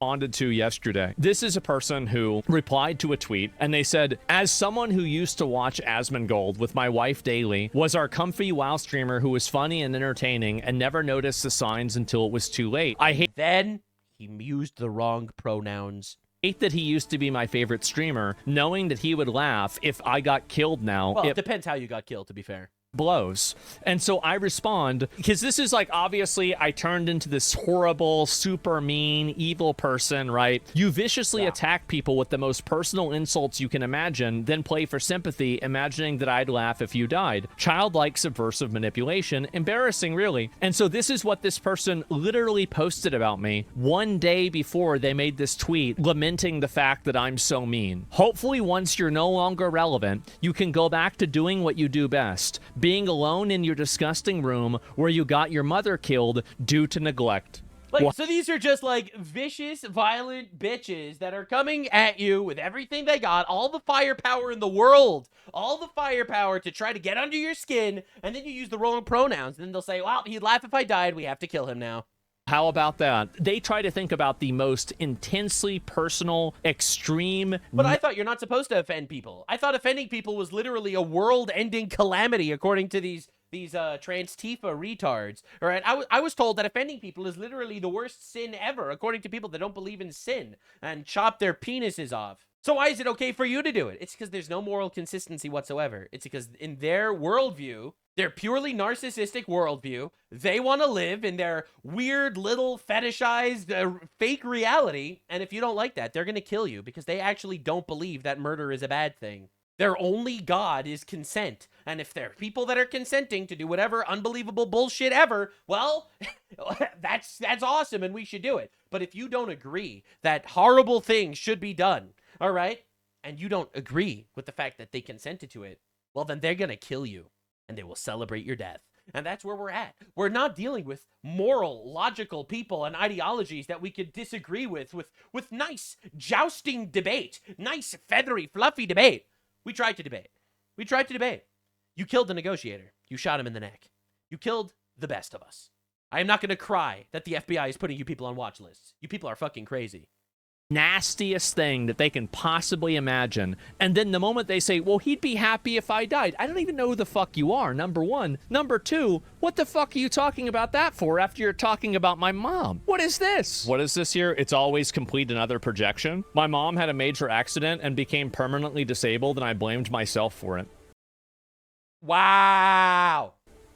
I fell into a deep depression and it made me spiral hard. Only after my bottom surgery, so this person's trans. You can have many such cases. Anyone who watches me verify this, including Nyara, of course. Oh, let's go. You're projecting your, like, maybe you felt bad for how you treated your mom or anything else. I guarantee you, if you were to get a Ouija board, my mom were to come back today, she was sitting there until the day she fucking died, chugging fucking soda, asking me if we're gonna get Taco Bell, smoking weed, watching Ancient Aliens, dismantling the New World Order. She died doing what she loved, because people have autonomy and they can choose how they live. A person wants trans kids to have complete autonomy of their choices, but not grown-ass adults. Wait, what? Protect trans kids? No, I've got to...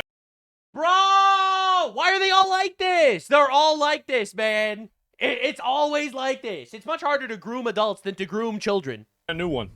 Protect kids from trans. This is another mental patient, you know, has no problem weaponizing the death of my mother, has no problem trying to get involved in children's sexuality, making up lies about people. But now you want to act like a small being that I was so mean and that I would laugh whenever you would die. Really?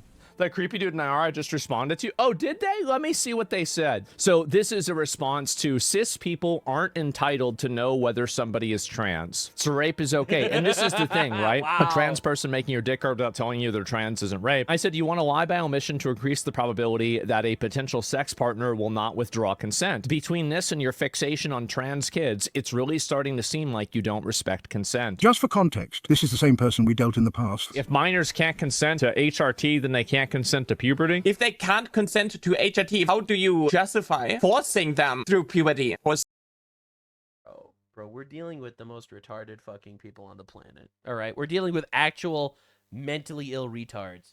All right, sitting here and getting offended and then morally grandstanding and then watching these goober companies actually take their side. All right, and we have to just make believe this shit's normal. Some reason HRT is something irreversible, life ruination or whatnot, and puberty is like this holy natural thing. I said, if you want to play a fun drinking game, search from Nyara trans kids and take a drink every time you get a new tweet. You'll have alcohol poisoning in 30 seconds. We've got ourselves a bit of a situation here, a bit of a problem, a bit of an issue. A certain individual, they're obsessed with kids. Nyara is 100% obsessed with this. Oh, wait, guys, you thought it was over? It's crazy because the trans movement is like infinitely worse than Jeffrey Epstein. Infinitely, and it's not even close. In fact, Jeffrey Epstein funded the trans movement. No. It just crashed because there are so many of them. All of this is just this year. And these people are mental. What the fuck? They're not mental. And this is the big problem that you have to understand is that they're not mental. They are simply sexual deviants that want to impose their... Is he saying the quiet part out loud? Sexual gratification on other people. Zach is mad both biological women and trans women find him repulsive. Okay, let's assume that's true. I'm still respecting their consent. See, this is the kind of thing that these people do, is that they always try to make everything personal without even presenting any sort of a counter argument at all. If you are trying to engage in a sexual relationship with a person and you are trying to intentionally omit information, in California, it's rape by deception. The more that you do this, the worse it's going to get for you. W, let's go. Keep doing it, guys. Keep proving exactly how fucking retarded you are. And every single step of it getting worse, I will be there to farm it, egg it on, and celebrate it. That's gonna be me. Yeah, and I think that will be all of sane society. You know, I find it incredible that, you know, you have virtues and values that you find in the Bible, let's say, and they haven't changed in the last 3,000 years. They have been completely and utterly unchanging. They are still true, and they are still the best, number one, most moral, best lifestyle anyone could possibly lead. From a truly utilitarianist perspective, believing in God will give you the best outcome in your life. Following the virtues in the Bible will create the best possible lifestyle. And every single one of these, like, offshoots where they think they know better, they think they figured shit out, possibly, you end up with the most dysgenic, retarded bullshit in the history of humankind that we are just supposed to make believe is normal and makes sense. All right, and it all falls apart, and it all unravels, and it's all bullshit, and it's just obvious. And they tried this many, many times. Let's see how it worked out for the Holy Roman Empire. They thought they knew better. Well, they didn't.